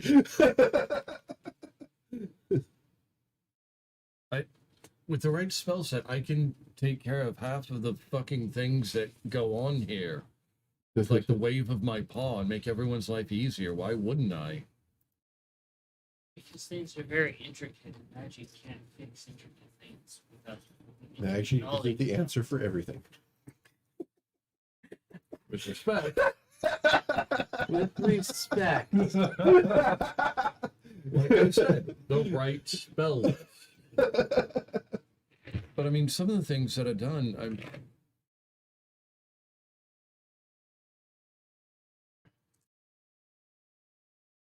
I can help make somebody's life a little bit easier, I mean, fuck, why not? Well, we do have a over in the community section that's been left in disarray if you want to go down there and sort it out. Which direction? She hands you a set of keys to open the gate. Yep. You head down there and First, I'm gonna make a stop though. Where? Feisty. Okay. Haven't checked in on her for a little bit. I'm probably gonna leave Noodle there to help take care of, I figure the cleric ferret can help. Okay. Feisty's in her usual state of her disarray. And, Yeah. she has you try the The fish goop. Oh, that is potent. which is The translation. just eat it. Just eat it. Right, because she's fucking hurt. Give it a shot.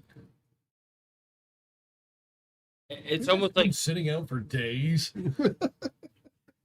Well, it's fermented, so it's probably fine. It's like biting into like the last bite of a hamburger with a soggy bun,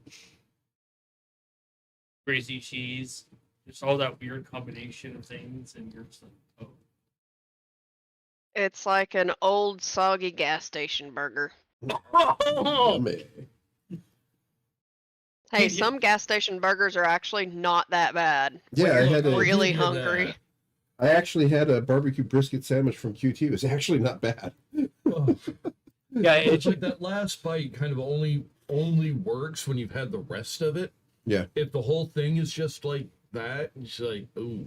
Yeah. yeah, you get that in your mouth, but it tastes rather actually really good. But oh no, the smell and the texture. Oh no. It's like, or it's like biting into like a room temperature tuna sandwich Ooh. with the warm mayo and Ew. mixed together on You a shouldn't soggy be bun. eating that. Huh? You shouldn't be eating that. This sounds terrible. All kinds of nope. With like soggy mushrooms. Oh, no. Alright, just no. all of the hate there now. I'm surprised Mongo hasn't noticed Cayenne yet. Just kind of sitting on the bed like, what the fuck? Oh, this is in between that. So Oh, okay. Yeah, I don't know if Icy's going to mention that or not. so you head to the library. Yeah. You open you go to the gate, you open the keys, you slide open the door, and you take a few steps and you just realize you're leaving dust on the ground and you realize this has just been in disarray. You see books are in complete out of order. There's dust all over the shelves, stacks of papers. There's some of the books are left open with dust piled in them. There's books laying on the floor that have just fallen off that haven't been put back on the shelf. Oh god, it's your worst nightmare. Is it fine? This is fun. You see a spider skid off in one direction. Could be trying to better his life.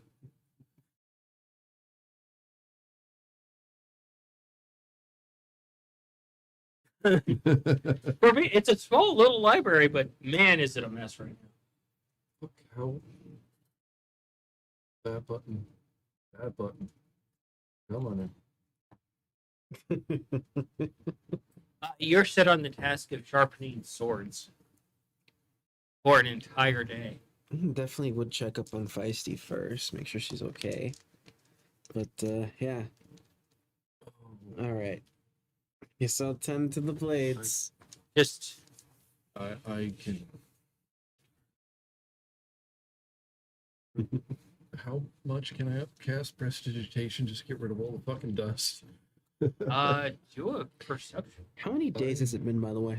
I think first That was edition 2 weeks. you can Okay. clean I a asked cubic because foot of space. I trying to think, make so. a holy water a day. I can. I've got third level spell slots. You can probably upcast that quite a bit. Yeah, except I didn't roll very high. What was that I was rolling? Perception. Perception. Oh, that's not good. That's a 7. So you cast the spell you're trying to do. I'm considering it at this point. I don't know if I think this is going to be a bad idea or It's a not. great idea. It's okay then. Let's burn a third level spell slot trying to clean the dust off. Using Yeah, prestidigitation. you start on bring top, up- work our way down. Holy You go like crap. that, and you just suddenly blink a few moments, and you see the dust vibrating on everything. And suddenly it just flies in your direction, and just sticks to you instantly, and you realize you're under like an inch of dust every inch of you. You start sneezing uncontrollably as you stumble out of the room backwards. And you see the sign Mongo that is says, a dust. no magic. Well, that's one way to dust the room. And you're trying to shake it off, and it's like the glitter. You can't get it off. But it's just dust. You deserve this. Muffin. You deserve this. Question. Is there an infirmary aboard this ship? Yeah, there is actually a doctor. It's definitely somewhere I would actually visit as well, because I feel like it could help there too. Huh? Yeah, Why would you visit the doctor? I could actually help there. I have ways of healing and dealing with illnesses and diseases. There's not a lot of illness on the ship unless they go to war. Yeah. I mean, there is a good reason. You could talk to them to see maybe they have something to help Feisty. That would be my that is only. another thing. Mongo's thought. currently going through an existential nightmare along with Cayenne. He's just completely dusty. Couldn't see the fucking sign because it was covered in goddamn dust. and it says no magic. Shh, no magic. I would tend to the weapons, of course, though. And as you try to get further away from the room, more dust comes out of it, almost chasing you.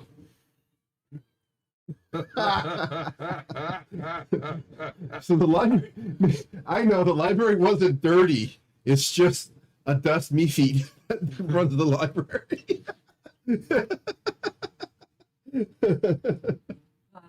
If you're dusty and you know it, clap your paws.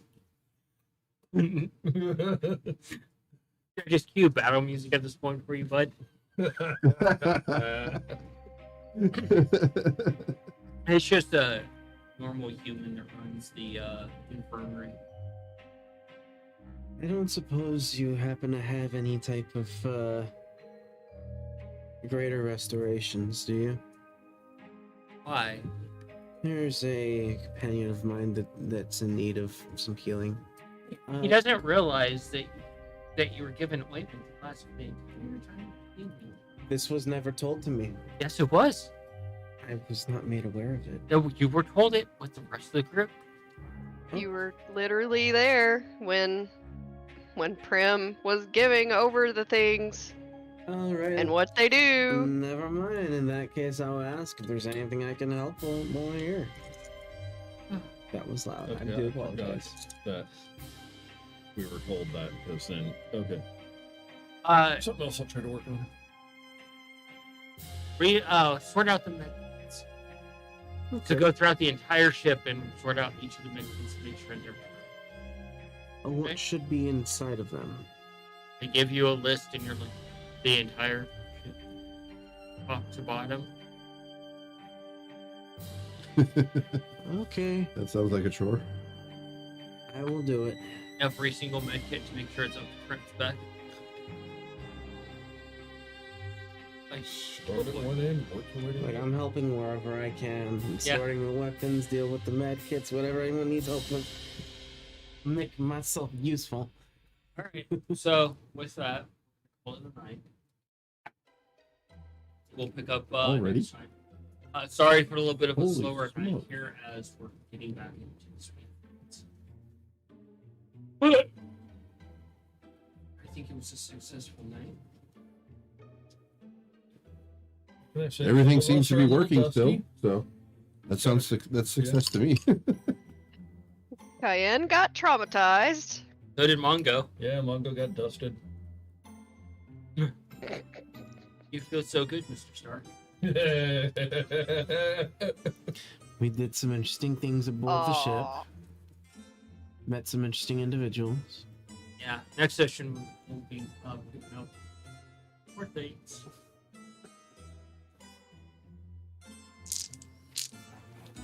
So, hope everyone has a safe week. Thank you for joining us and watching along and enjoying the show. And playing along. This week. As we pick this up and see how much I can traumatize Tom. Happy Father's Day to Oh, yeah, always Father's Day. Yeah? Mhm. Mm-hmm. As the robot looks over at Nikolai. Why have you forsaken me?